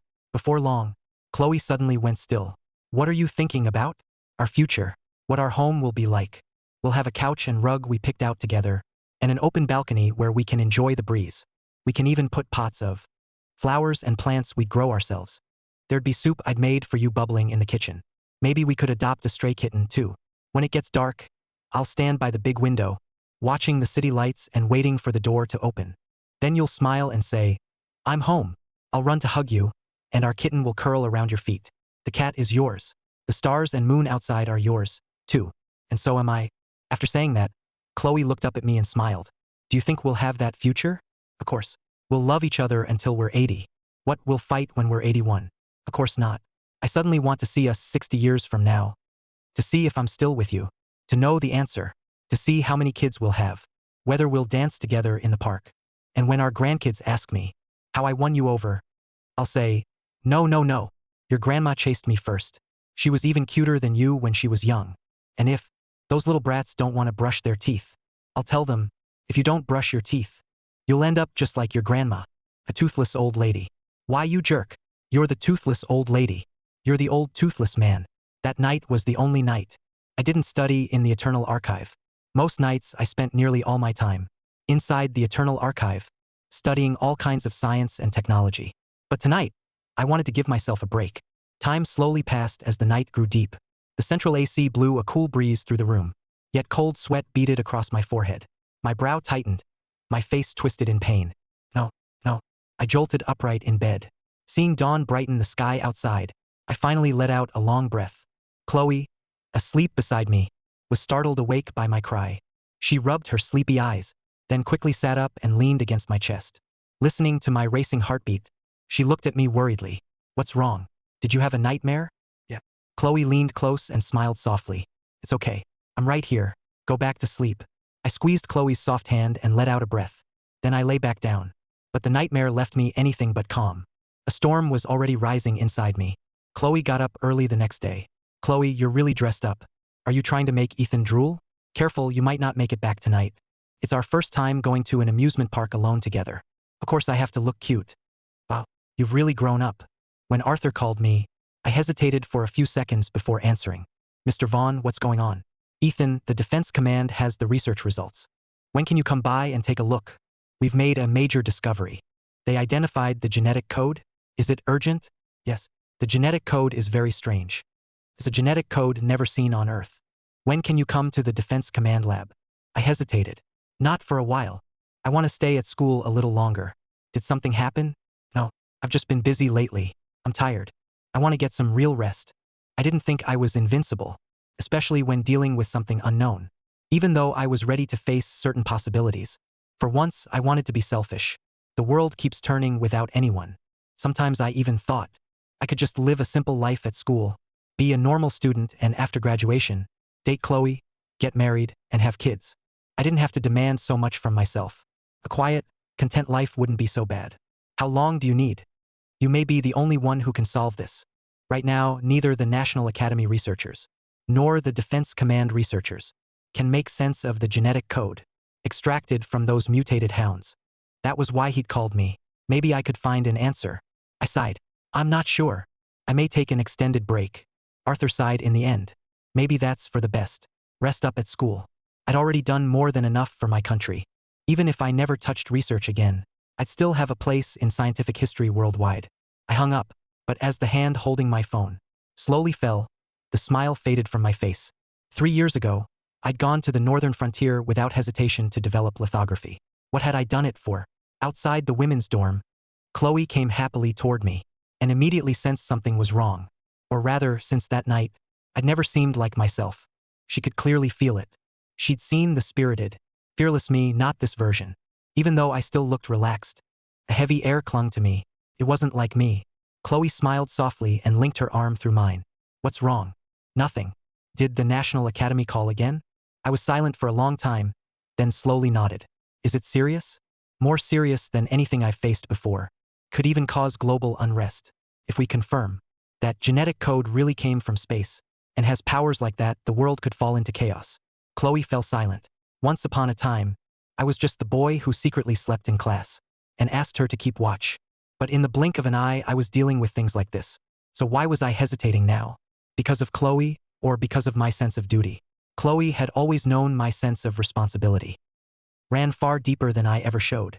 Was I afraid I couldn't carry that responsibility? At that thought, Chloe suddenly rose on her toes and kissed my cheek. Then she let go of my arm and said casually, Go where you're needed. I was taken aback. What about the amusement park? Chloe smiled. Silly. We have so much time ahead of us. What difference does today or another day make? Chloe took my hand. I don't know exactly what you all do, but haven't you always done an amazing job? You have to believe you're not just my son. With your ability, you can be a light for so many others. Sure, you can shine on everyone, but there'd better be only one girl in your heart. I'm selfish about that. A trace of admiration filled Chloe's eyes. I always believed the man I loved would always be the one in golden armor, riding in on a rainbow cloud, a fearless hero beyond compare. My eyes shifted. I gently squeezed Chloe's hand. My eyes slowly grew resolute. A hero beyond compare, fearless before the world. Could I be that man? Maybe I can.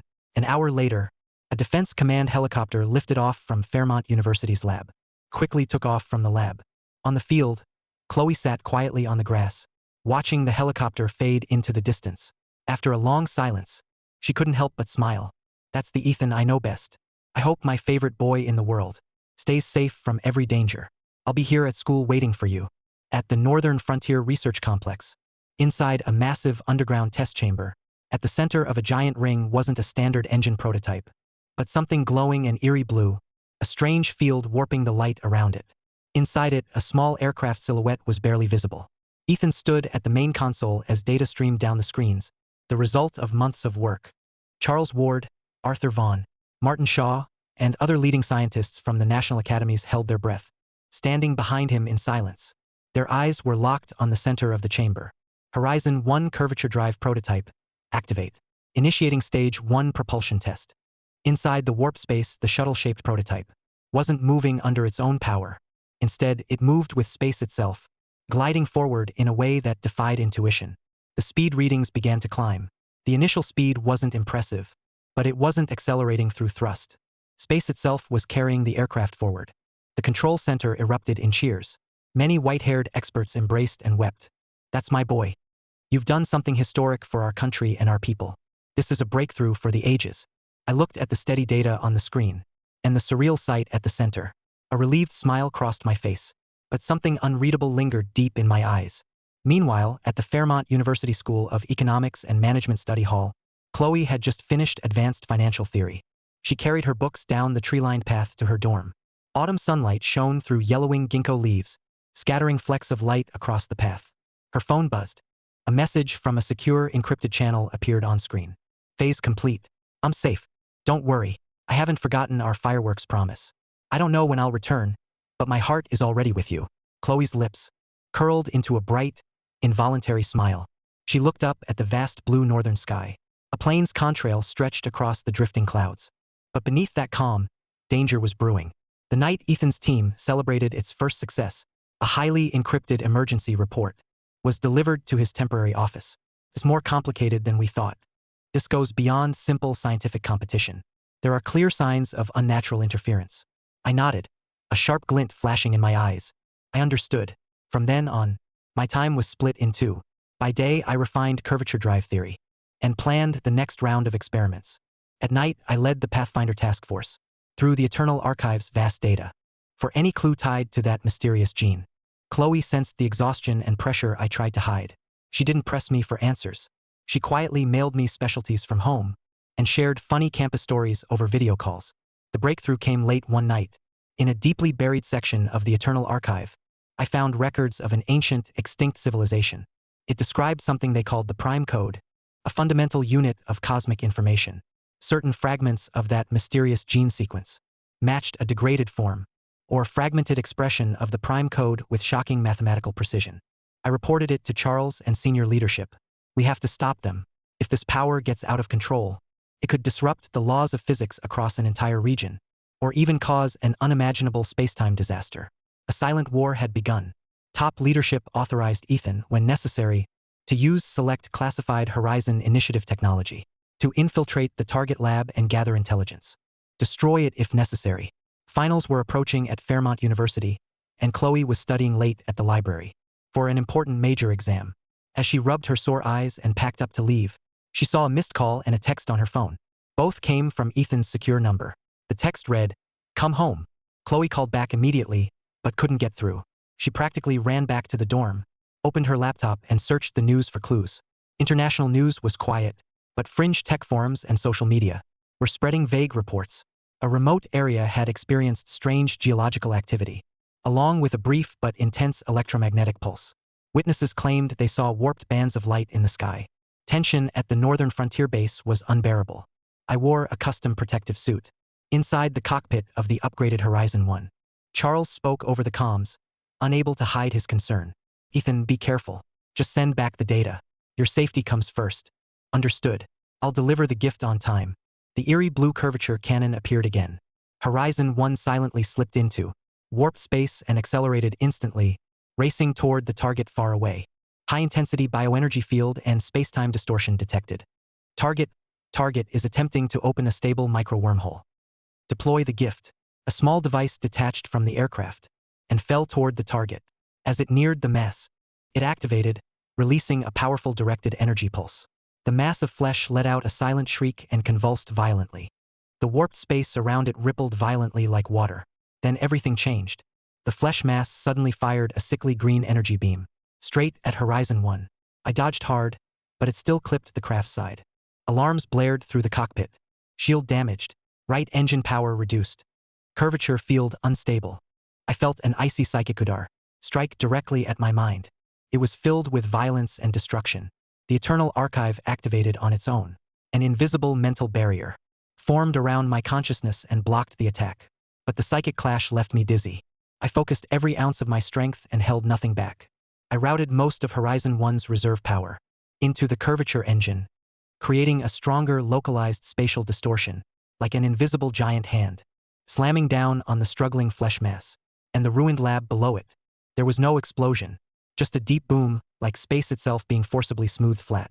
The glow below, the twisted space, and that horrific creature vanished without a trace. Only a valley remained, flattened as if a giant plow had torn through it. A week later, by Reflection Lake at Fairmont University, Chloe and I sat side by side on a bench. The setting sun turned the lake gold. I was still a little pale. Chloe rested gently against my shoulder, holding my slightly cold hand. "You're back. That's all that matters." Her voice carried the relief of surviving a nightmare. "Yeah. I promised I wouldn't disappear on you again." Chloe looked up into my eyes and said seriously, "Ethan, I know you're doing something important. It may be dangerous. I may not fully understand it. But remember this, no matter how high or far you fly, this will always be your anchor. Maybe I can't fight beside you, but I'll always leave a light on for you." I squeezed Chloe's hand tightly. My eyes drifted across the sparkling water. "Chloe, this world is bigger and more complicated than we imagined. There's light, but there's also darkness without end. The path I chose is full of unknowns and challenges. But because there are people I want to protect, because someone like you exists, I have more courage to face that darkness." I turned and looked deeply at Chloe. "When this is over, I'll take you to see fireworks.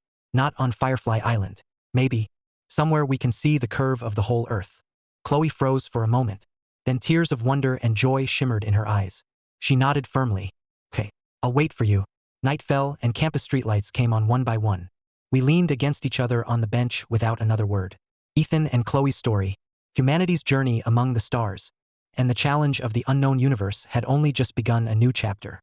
Their fates were now entwined, and they were about to sail toward